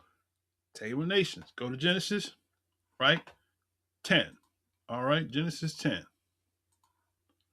Genesis 10. Genesis chapter 10, right? Go down here to the sons of Ham, right? And so the sons of Ham, it says are Cush, right? Mizraim, right? Foot, right? And Canaan. Now, here's the thing that most people don't get. Cush is not that little piece of property on the east coast of Africa.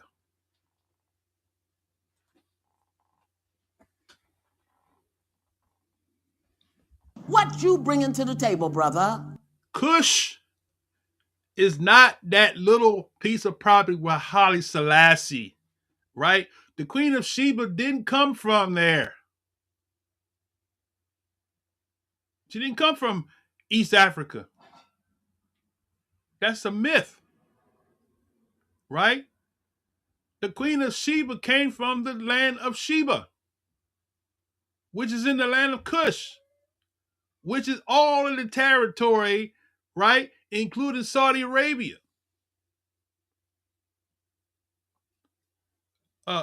Jethro, Moses, Shemaiah's wife, was from Cush, right? Midianites. All that was Cushite territory. Iran, Iraq, that was all Cushite territory, right? Okay? That was Cush territory.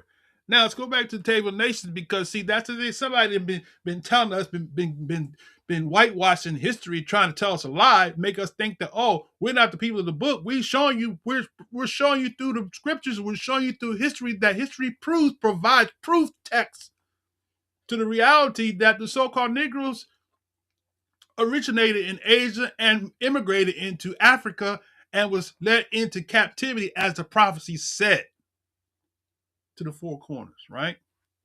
I know I'm right. Am I right? Am I right? I know that's right. All right, now, so let's go back in here. So Cush begot Sheba. There goes your Sheba right there. Cush begot Sheba, right? Sheba is Sheba. That's where the Queen of Sheba came from. She didn't come from Ethiopia, Haile Selassie territory. She came from Sheba, right? Thank you for that, Brother Dollars. Hit the like, share, subscribe, comment. Okay, y'all not commenting. Am I giving y'all too much? All right, now, so Cush, and then Mizraim, which also includes not just, look, brother, somebody better call vocab alone. He gonna learn today, boy, I'm telling you. You gonna learn today. Mizraim is not just simply Egypt. It's upper and lower, which also includes the Nubian population and some of the we call Sudan, right? Sudan, right? All of that. Let's go back. So we got who? We got Cush, Mizraim, and Foot. That's where I was going. Foot, right? So let's bring it home. Foot, right, is, he said, the foreign origin, Put, a son of Ham, also name of his descendants of their region and of a Persian tribe, right? So we're not going to deal with that Persian part, because that's where the dynamic changes, right? Foot was a Hamite. Okay? He wasn't a Caucasoid. He wasn't a Mongoloid. He was a Negroid. Okay. Now, so with that said, Foot is the one who inhabited the region. We're tying this together, doggone it, because he told us in here the Berbers did what? Their territory was in North Africa, right? The Berbers have occupied North Africa, specifically the Maghreb, since the beginning of recorded history until the Islamic conquest of the 8th century. Boom. So those were Hamites that was there already, right?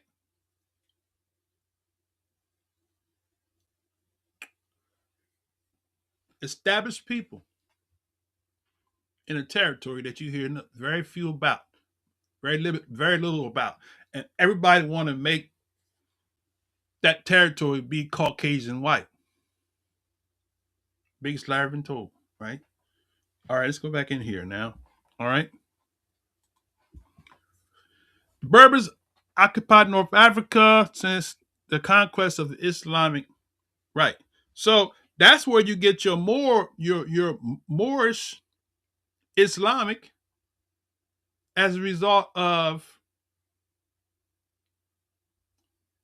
Ishmael. Okay, he immigrated into Africa and he converted in the 8th century, right? A large portion, Lottie Dottie and everybody in North Africa, he converted them over into Islam. That's why we got practicing Muslims today as a result of the enslavement of our forefathers, right?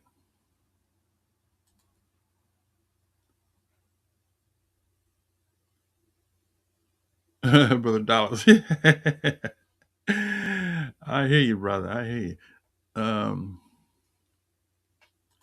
Brother Terry, sorry for your loss, man. You on the bench with my Cowboys. Good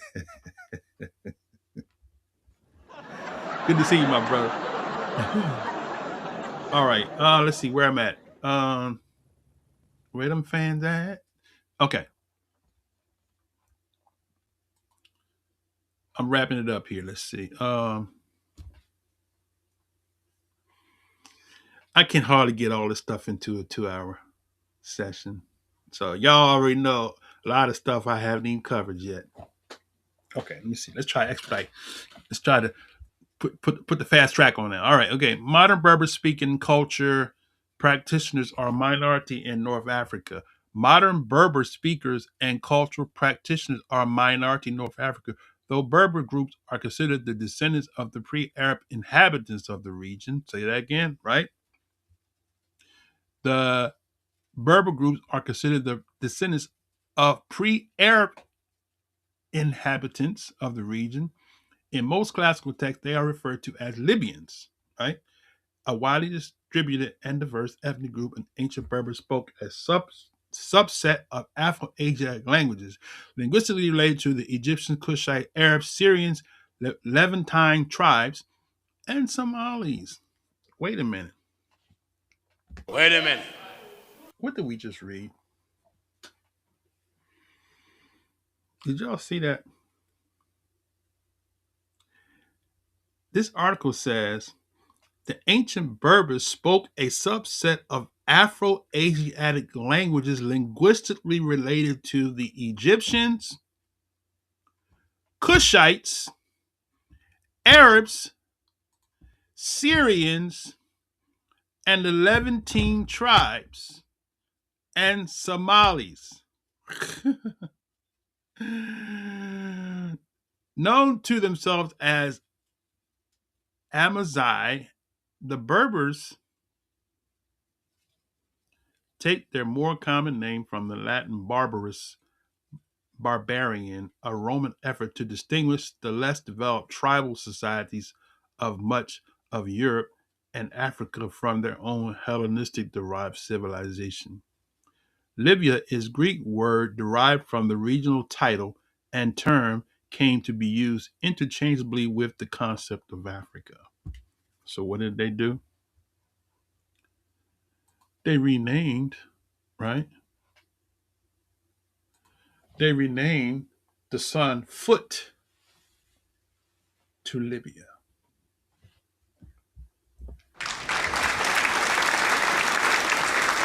That's why I can't find. There is no sun named Libya. Why is it that the historians want to change names? Right? They want to change names because they want to change the narrative because they want to tell you this is what it was.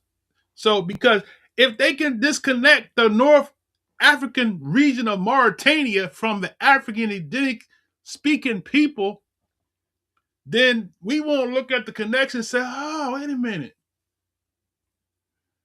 They stole our language, so what's our native tongue? Certainly not the Anglo-Saxon.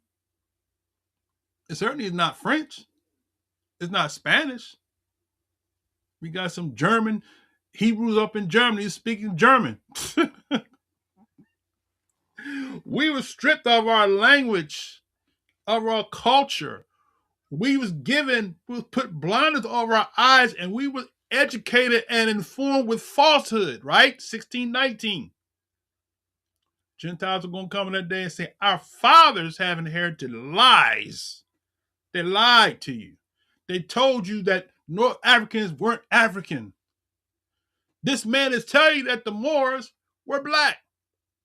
They were a combination of all those people that we showed you in Numbers 24, that Asher and Eber would be afflicted by the ships of Chittim and taken into that territory that they call Mauritania, that they regrouped and called other different names, right? they divided the land, right?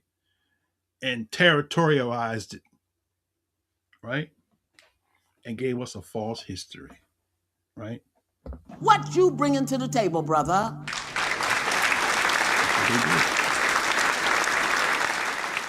So the original indigenous people before the Arabs immigrated were Hamitic descendants of Foot, right?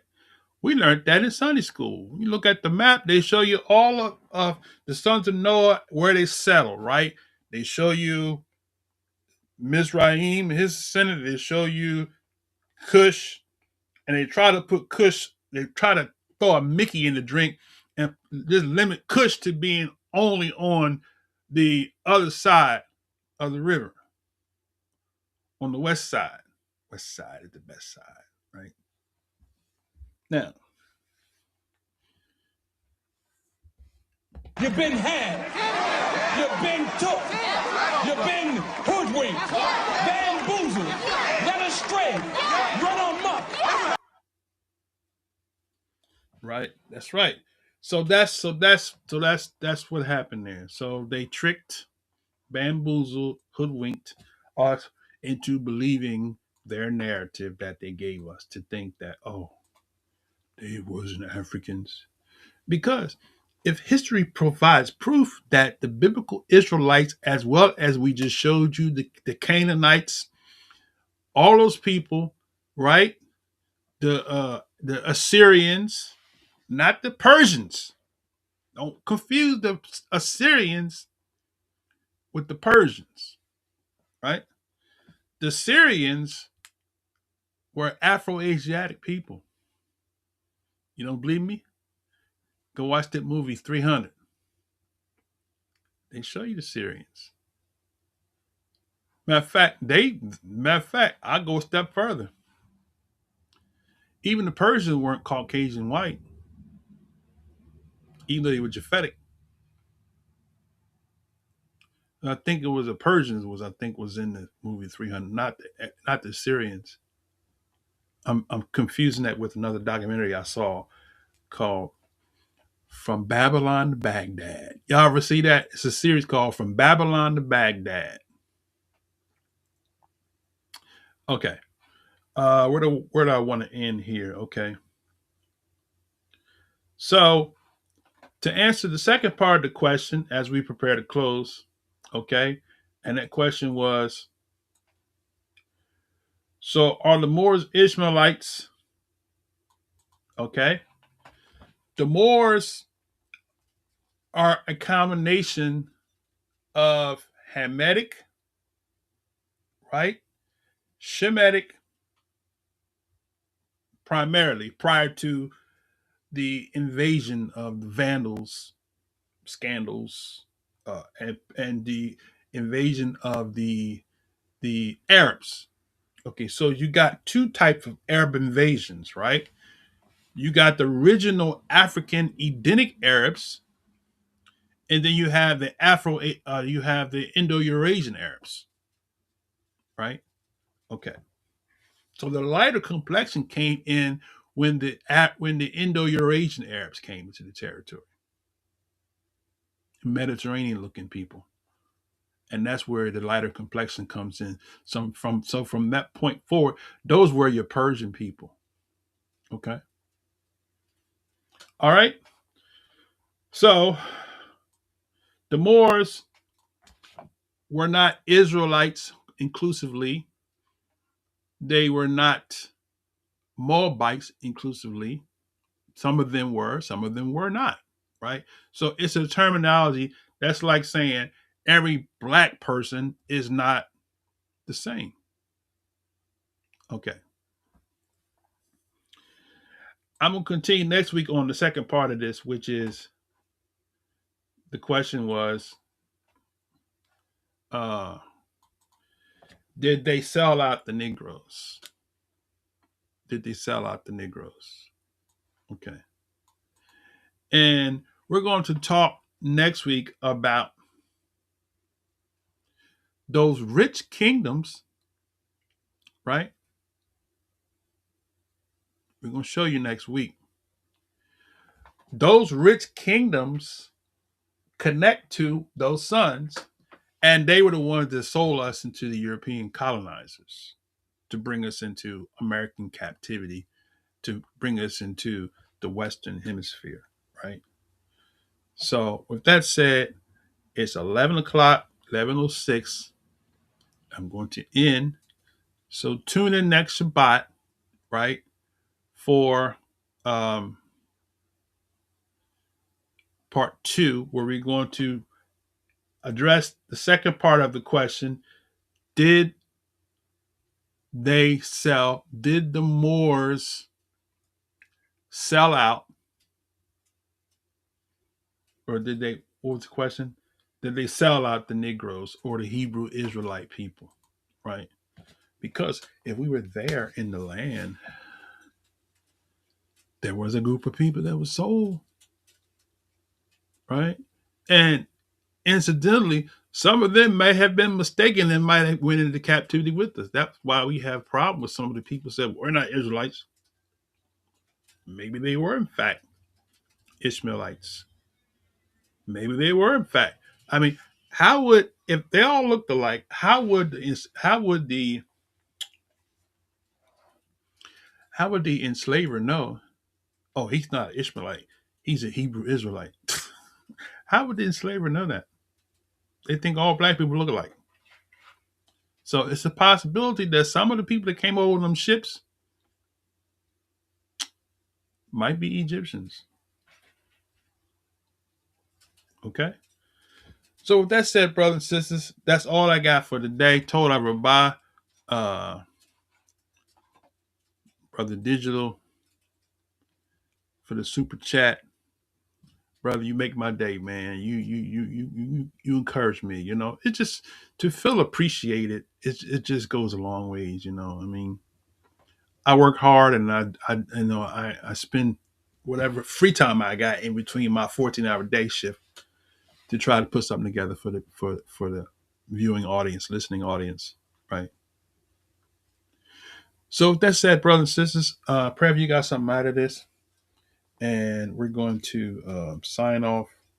And does anybody want to come? See, we have this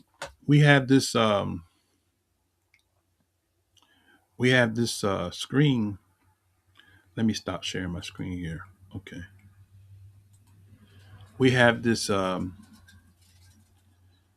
opportunity for people to come.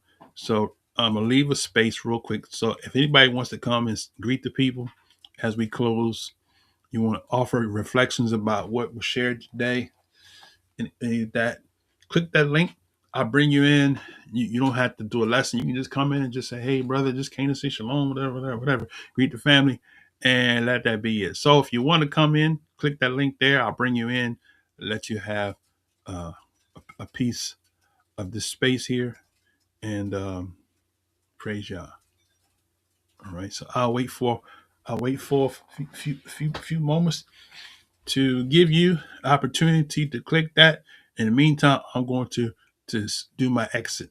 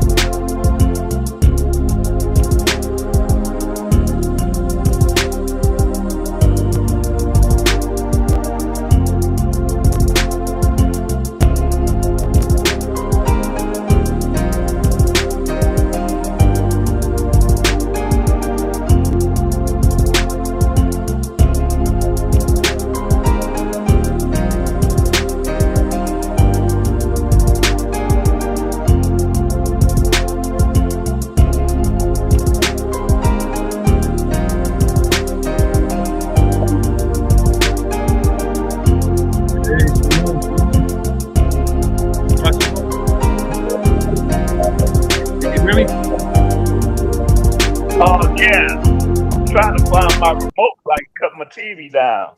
Oh. Dude. All right, all right, all right.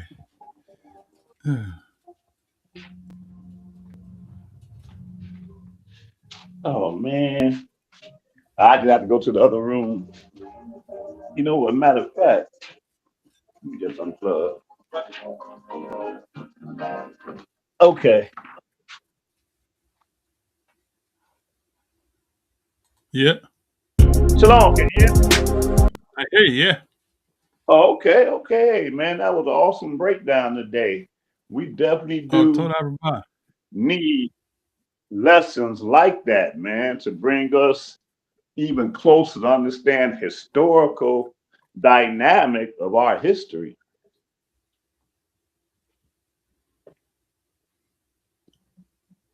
Uh-oh. I hear you. I hear you. Oh, okay, yeah. Yeah, absolutely. Yeah, hey, I just want to say real quick, yeah, I don't do this often, man, but I wanted to, extend the invitation to everyone to check us out today at 1:30 sharp. Because I think that this is one of my most important lessons that I do in all of my library. Last Shabbat we had did the Apostle Paul, but apostle of what? Hey, did you catch any of it last Shabbat? Oh yeah, yeah. Okay, yeah. So we had to do a little mini lesson for those that are not familiar with what we represent, and we Yeah. represent Yah to the fullest, And it's a deep, it's a foundation that people have to understand the historical context of who Paul really was. But today, man, today is gonna be up on 1,000. It's gonna be crazy, but yeah, and so it's the Apostle Paul, but an Apostle of what? Part 2, subtitled Paul, the Founder of Christianity. Right. Because it's just that I've always, said for a long time concerning Constantine being the founder, but to a certain degree he is, but Paul, all by himself, is the actual true founder of Christianity. And we're going to see that big time today. Big time today, man. So, yeah, I just wanted to throw that out there today. Yes, sir. Yeah. Well, hey, so the for those of you, just kind of give them a quick synopsis of your view of the Apostle Paul, so they kind of know where angle you coming from. Oh, see, now, let me see. I'm trying to figure out how I can do that, because that's one of them things people ask you when they want to get a quick sound bite, and I'll be like, Right. I don't know I don't really know how to do that, man. You got to, follow along in terms of and but to make a long story short, in a Christian religion, those that are real deep in Christian religion, they have a understanding of the so-called church fathers, right? Mm-hmm. The church fathers, so-called church fathers that extend all the way to Constantine and maybe 100 years before Constantine.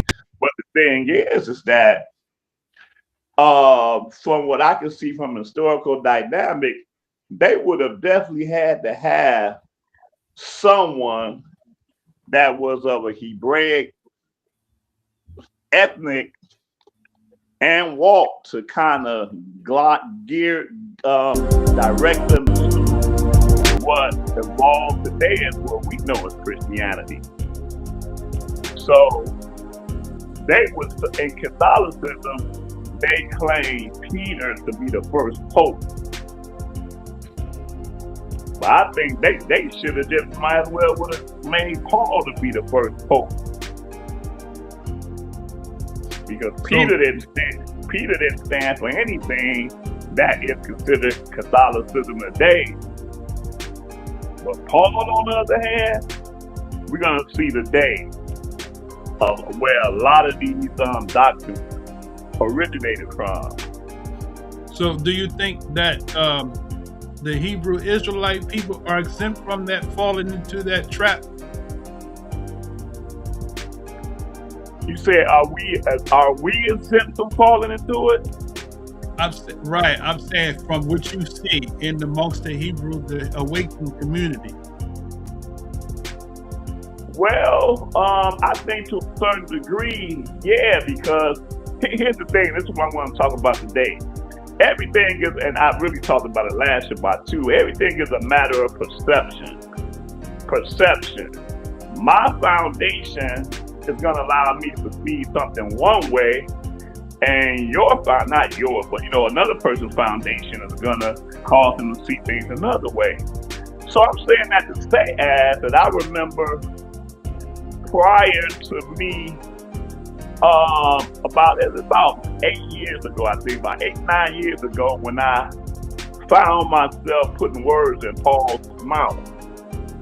And that's what we as Hebrew Israelites do, that we have done that. In fact, put words in Paul's mouth, because our foundation did not want us to believe that Paul spoke against the laws of the Most High. And so that's how we, for the most part, become victimized. Is that the word you use, victimized? That's how Right. we become that, because of perception. But when we have a clearer understanding of the historical dynamic of what was happening some 2,000 years ago, that can do away with perception, and now we have a clear understanding of what really was going on 2,000 years ago, if that makes sense. Yeah. Mm-hmm. So, But like 1:30. Yeah, 1:30. Yep, that's when we should be up live. Sounds good. I would go stream live, but man, I can't sit in front of the keyboard not another hour. I hear you. I hear you. I hear you. Well, right now you got 2 hours of rest that you Yeah. can unwind right now. Yeah. That I would be doing, but I got to fine tune some stuff. Yeah. Mm-hmm. Well, I certainly appreciate you coming on and sharing, inviting. Mm-hmm. So we definitely invite everybody to join in and give a shout out that you're I know, but give a shout out for those that's listening. We still got 20 people listening in. What's your channel? Oh, the Spirit of Yah. Mm-hmm. It's the Spirit of Yah. Oh yeah. Okay. Mm-hmm. And for those that are interested, what I'll do is I'll put the link to the channel Okay. in here. Okay. Mm-hmm. So I can pull it up here. Let me see. I got the brother, Light to the Gentiles, asked me a question. He's been listening to uh what's the guy name? All Things Fulfilled. Uh what's that guy's name? I don't know who that is.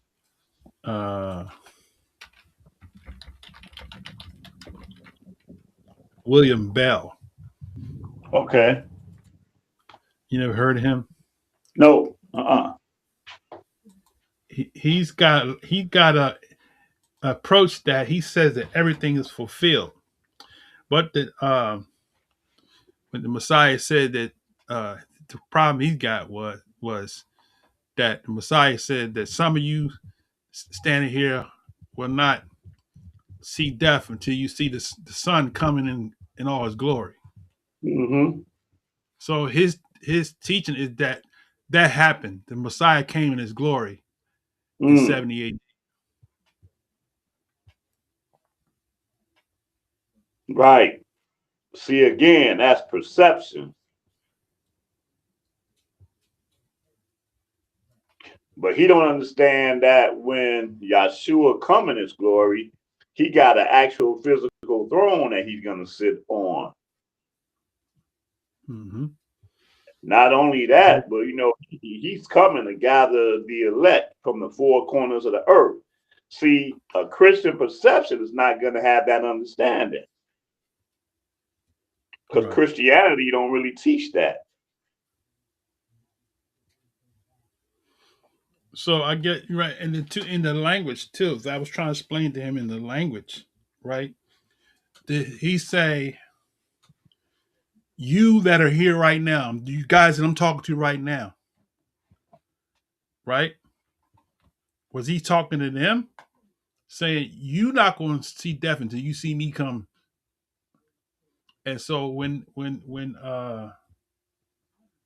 they saw the three tabernacles, that's where Right, that's what right, they said. Oh, that's the glory. There it is. Yeah, we saw right. it. Well, So that's here's my understanding on that. And again, a lot of people are going to disagree because of perception. But when it comes down to scriptures, man, I don't even have a perception, man. I take it the way it is. I believe that Yahshua may have absolutely said that what he said, but this is the reason why when we read Matthew 24 and we read Luke 21st, which were talking about the same thing, but yet the timeline is skewed because of the fact that Yahshua, as he says, did not know when he would return. He says that. He said, only the Father know. I don't know.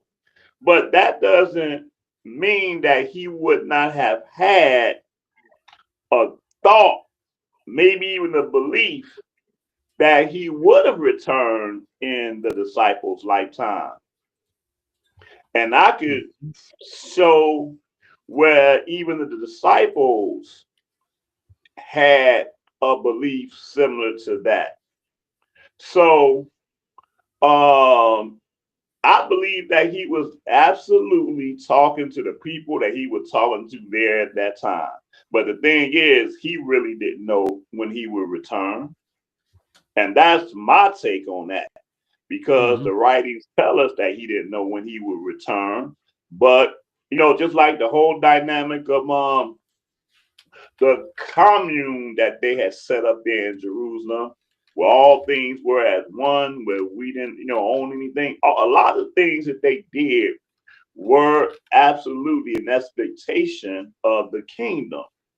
But those that were there that really understood scriptures knew that there was still a lot of prophecy that had to take place before the kingdom come.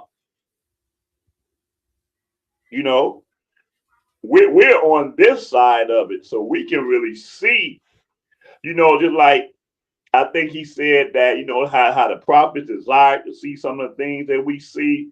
Man, oh man, if they only knew.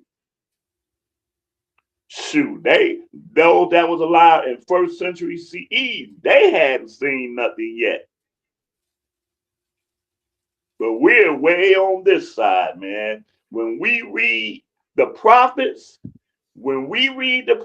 man, our understanding is on a whole nother level compared to the things that they were prophesied about, but they had no reality in really seeing what the prophets were prophesying about, if that makes sense.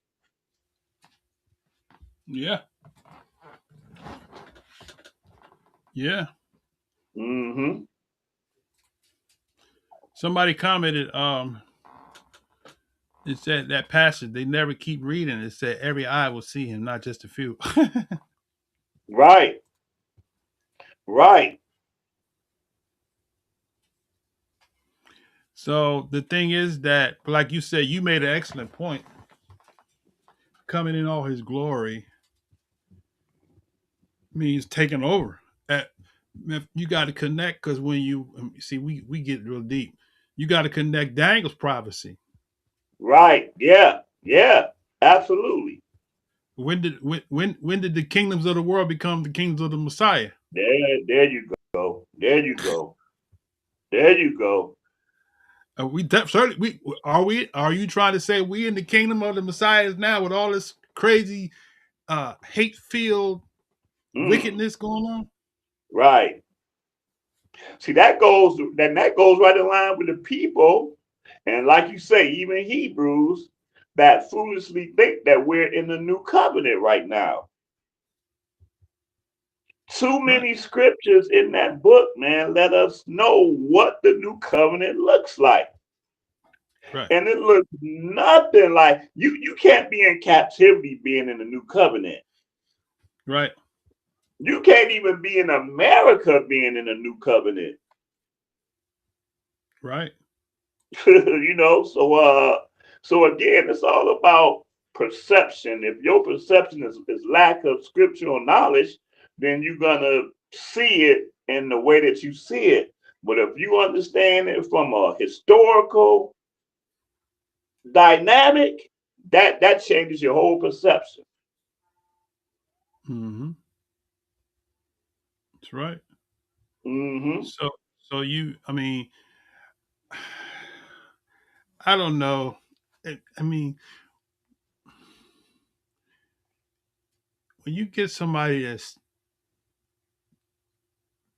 strongly intellectually presenting something as is true and it's not clear, but they become manipulative in persuading people to believe what they're saying is right.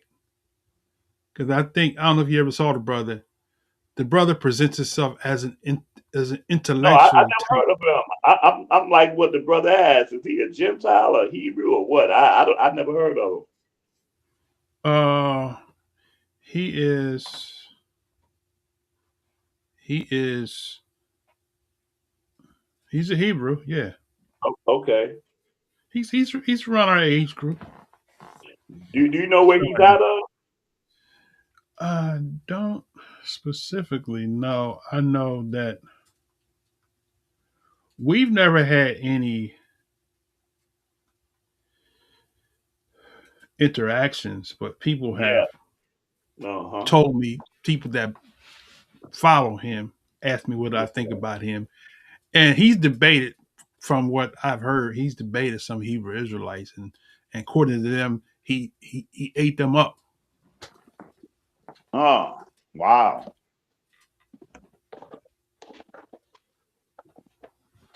Well, it definitely wasn't about this topic. Well, yeah. I mean, that's all he teaches. His channel is called All Things Fulfilled. So Oh, all the prophecies are fulfilled. There's nothing left to be done. Everything's been fulfilled. okay. That's crazy. So there's not going to be no ingathering of Israelites from the four corners. So he's not a Hebrew Israelite man. No, he's not. No, Oh, okay. Okay. he comes with the concept that we're living in the kingdom age now. We're already in the kingdom age. Hmm. Yeah. But like I say, So that comes from perception. He don't want to, or he never entertained the thought that Yahshua, really didn't believe that he wasn't gonna come back like in their lifetime. But all you can do is believe as it's written. You know what I'm saying? You have to believe what's written there. yeah, You can't have a perception or a religion that's not gonna allow you to see the historical truth of what's there.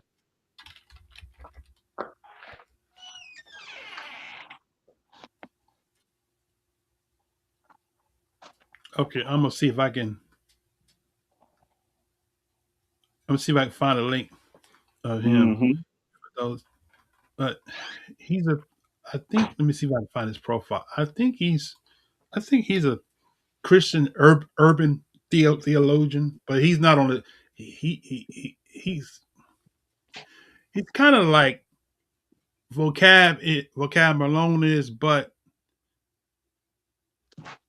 because they're into supersessionism, right?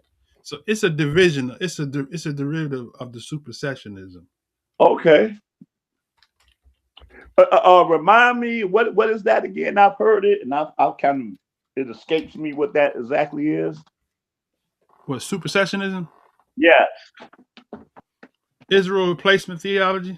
Oh, replacement theology. Oh, okay. Enough said. It says William Bell is the founder of and president of allthingsfulfilled.com. He's got a website which focuses on the completed redemptive work of Christ and fulfilled Bible prophecy. He recognizes discrepancies in eschatology teaching in 1979 and became a dominant influence in spreading fulfilled Bible prophecy through his writings, radio ministries, blogs, videos, and workshops. Yeah, so he got a website. Let's see, this is his website here. Okay, yeah, but you said pretty much enough. He wanted, that's his thing. You want to believe everything is fulfilled. Wow.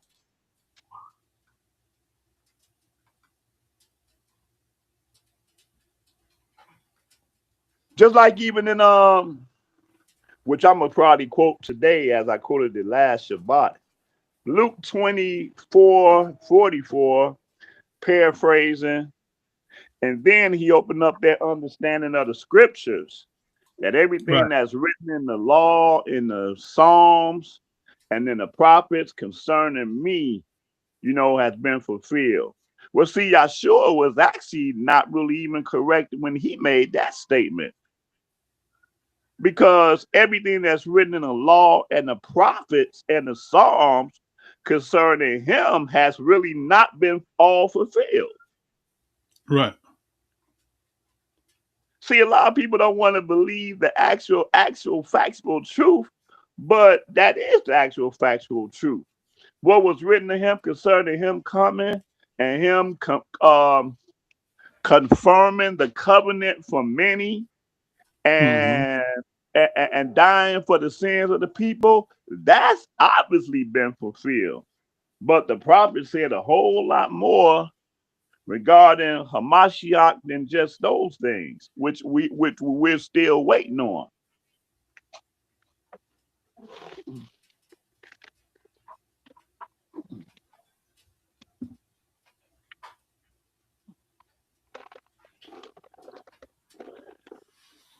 Oh, Lion Pride talking about William Bell. So I think he's familiar with William Bell. He said he collected money. But the thing is that, yeah, I mean, when you've been around and you've seen it all, we both know people that was in this truth and they no longer in this walking in it. They caught up in the Egyptology and caught up in all kinds of stuff. Yeah. Because when you're not fully persuaded, you're easy to be led away. Right. Right. Or even more so, which I believe this was the case of Paul himself, when you have made the truth to be embodied by a certain group of people that really don't represent the truth, that steers you away as well. If that makes sense. Yeah. I mean, there's some things are just common logic, common sense. I mean, you don't have to have a scholarly approach or have any knowledge, theological knowledge to just read something that's just simple, common. Yeah. Yeah. Right. It's just like we talk about the new. So you on the road. Yeah. Yeah. I'm headed in. Yeah. All right. Well, I'm gonna let you go. Then go ahead and concentrate on that No, road. finish your thought. I want to hear your thought. Um, You were talking about common knowledge. It's just knowledge, common knowledge. Right, it's just common sense because it's like I mean when you're reading and comprehension, you don't have to be a scholar. It's like you and I having a conversation and you say something and I take it somewhere else and you're like, well, that's not what I'm talking about. So a lot of times people reading something in the text, they're taking it somewhere where it don't belong. Right, and that's why it says perception, because the background of their perception was built around a certain group or individual, and it's hard to get out of that unless the Father sends someone or even open up their mind to be able to escape that. But that what's the word? That indoctrination is a hard thing to shake. And you know what I'm finding out too? A lot of that goes back to the early church fathers. It's part of what they was teaching. Right, right, It's not original. right, He didn't just wake up one day and say, "Oh, all things have been fulfilled." No, he got it from the church fathers. right. They was they was ones that saying that the church replaced Israel and everything's fulfilled in Jesus. Just believe in Jesus and you are now the new Israel. Well, okay, but see, here's the thing. Here's the thing. Me and you, or a lot of Hebrew Israelites, we could go into Paul saying, "Well, I'm a of the tribe of Benjamin, circumcised 8 days old, and have Yah cast away his people, Yah forbid." We're very familiar with those passages there. And Hmm. I come to understand that in the book of Romans, that was because a lot of Hebrews he was actually writing to Hebrews even in the book of Romans. Yeah, Right, I recently found that out, which is why he says a lot of real good things in the book of Romans, but then when he's dealing with the Gentiles, there's some instances where he make these Gentiles who are now under the blood of Yahshua, whatever, that y'all are even more so than than Israel, right, and that really was the seed that the church fathers took that build on that whole replacement theology. Even though hmm, he might have not been intending to do that, I can see where Gentiles would definitely pick up on that and be like, "Wow, hey, y'all, y'all are really, y'all are really the cursed ones. We're not cursed. We're in Christ, or whoever. We're in Christ or whatever." And yeah, I could definitely see that in Paul's writings to the Gentiles. He really elevated the Gentiles.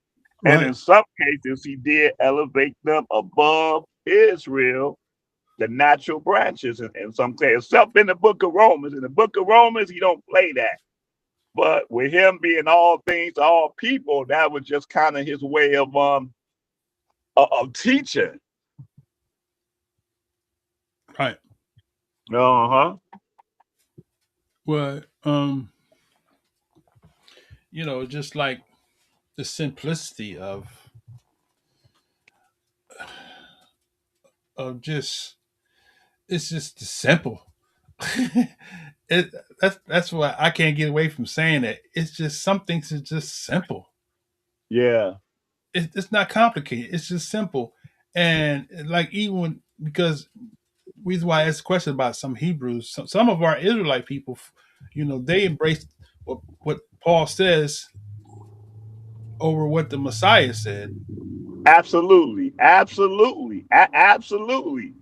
But it's so easy to do when you look at what we got and the indoctrination that we were all born under. That it's real easy because we all at one point or another been subjected to that without even thinking about it. Yeah. You know. So it's kind of like um, And this is where I get in trouble with the sisters. You know, they quick to embrace something that Paul said. That's what Paul said. Let the women be silent. You know, what about that part? You embrace what Paul said when it comes to that. Oh, you don't embrace that part. You gotta pick and choose what Paul said that you're going to follow. Yeah, yeah. Paul says Paul said it's better for a man to not be married. Right. That's right. Yep. The Most High said it's not good for a man to be alone, but Paul said it's good for Oh a man man, to be come alone. on. What?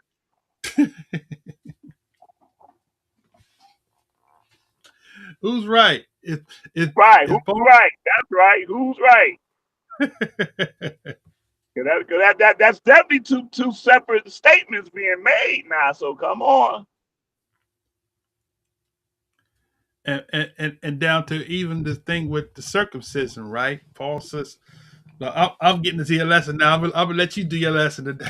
Man, hey, but you know what? Hey, go ahead. That's right, Paul. Paul made some statements about circumcision for sure. But see, like you say, now see that right there? That's the reason why I'm saying that those statements that he made concerning circumcision are just some of the things that built into uh, uh, what you call it, reverse theology, or what was it called? Mm-hmm. Or the sessionicism, whatever Yes, you said. supersessionism. Mm-hmm. Yeah, see those statements that he made about circumcision itself fed into that whole theology. Right. But like you said, I mean, if the Most High told Abraham, first off, the whole issue wasn't about him having a spiritual seed, because if that was the case, that would have been the end of the beginning. And he said, "Oh, Elazar, he is your heir. He is your seed, your spiritual seed." Right. That's right. That's right. Right. Right. But the Most Hey, High and didn't say. that's the same thing with Miriam being of the house of David. So that's why Yeshua came out of her, which fulfilled the promise of David. That's the same dynamic right there. Mm-hmm. When Miriam ain't had nothing to do with that. Right. Unless you follow the Talmud. Okay, right. Right. And then the mother, you got to have a mother. You have to be born through a mother who was converted to Judaism. Right. If that's the case, like you say, Sarah could have went and got another man and got pregnant and been like, here you go, Abraham. Here it is. Yeah. Right. He's sanctified because I'm converted. Yep. Yeah. Yeah, supersessionism. That's what replacement theology is. That's the technical Right. term. Super Supersession. specialism. Right. Gotcha.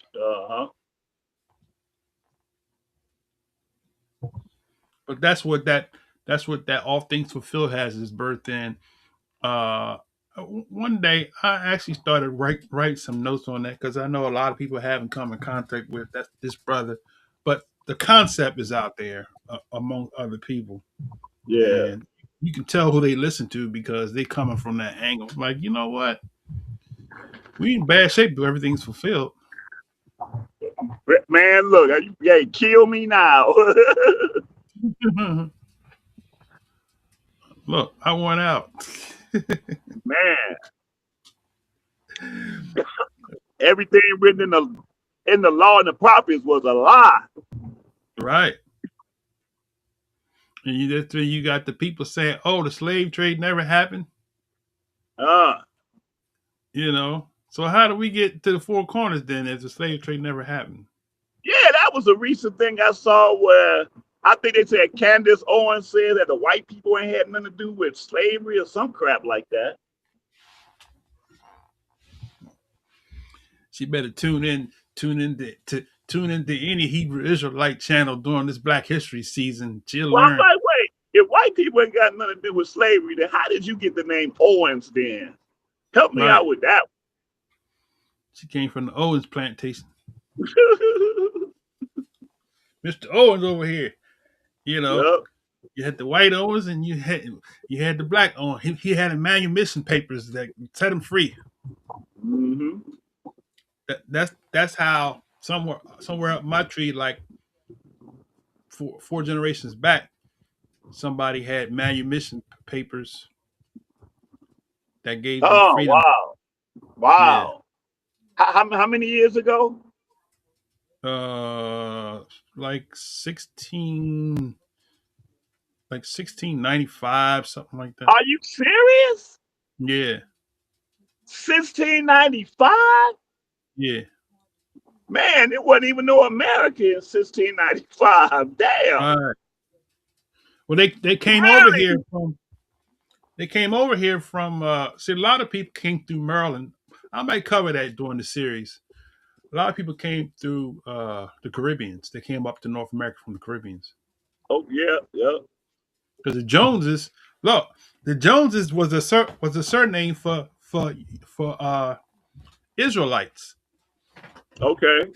Yeah, Joneses was because you got Joneses in your tree, and I got Joneses Yeah, in that's my on my mom's side. Yes, my maternal name. right. It was a surname. Yeah. Jones and Johnson were the same people. Uh-huh. One took the name Johnson, one took the name Jones, but it goes back Now to that's weird 'cause I got Johnsons on my paternal side. yeah, Johannes. Johnson goes Uh, back to Johannes. I was reading; it goes back to Johannes. yeah. Let Wow. me see if I can. Let me see if I can pull a rabbit out of the hat real quick on that. Johannes Ben, huh? Let me see if I can pull something out on that in my notes. Let me see. Yes.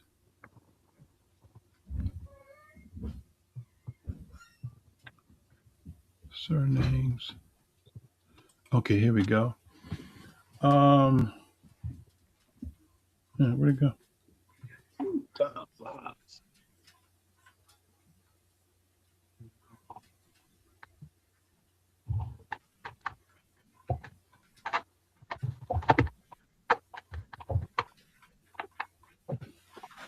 It's populating.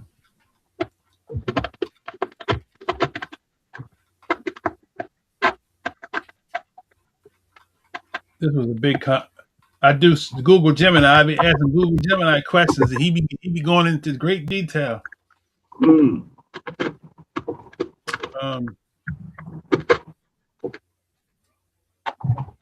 Yeah, Johannes. It says Johannes was a German form of Jones. Jones was an Anglican Anglican.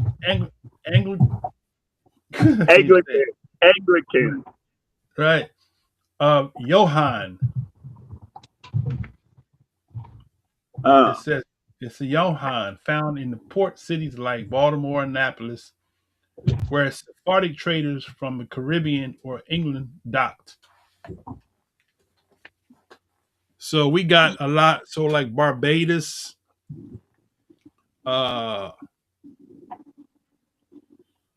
Barbados. What's the other place? Trinidad. Mm-hmm. So we have a lot of ancestral history. The Jones and Johnsons directly from the Sephardic slave trade. Yeah.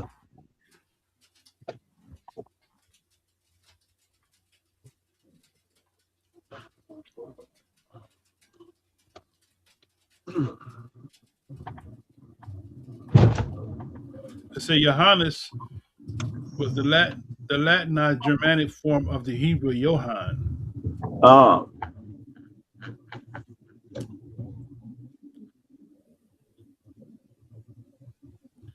It says that Baltimore became a major port for German Jews. Many families with names like Johannes arrived there, while these were primarily Ashkenaz, Central Europeans. Some Sephardic families who had lived in North Europe for generations, like the Western Sephardic or Hamburg, Amsterdam, used these Latinized forms.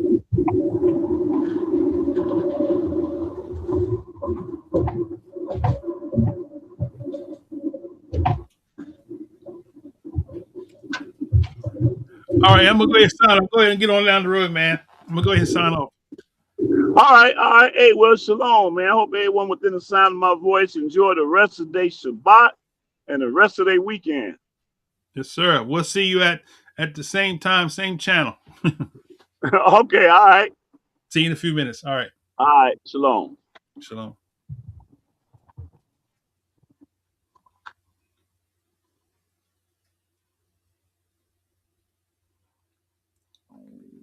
All right, brothers and sisters. For the 16 people that still left in, I'm gonna go ahead and um, shut down the stream. We'll close it out officially in prayer. Father, thank you for those that join us today. This live stream, those that come later on.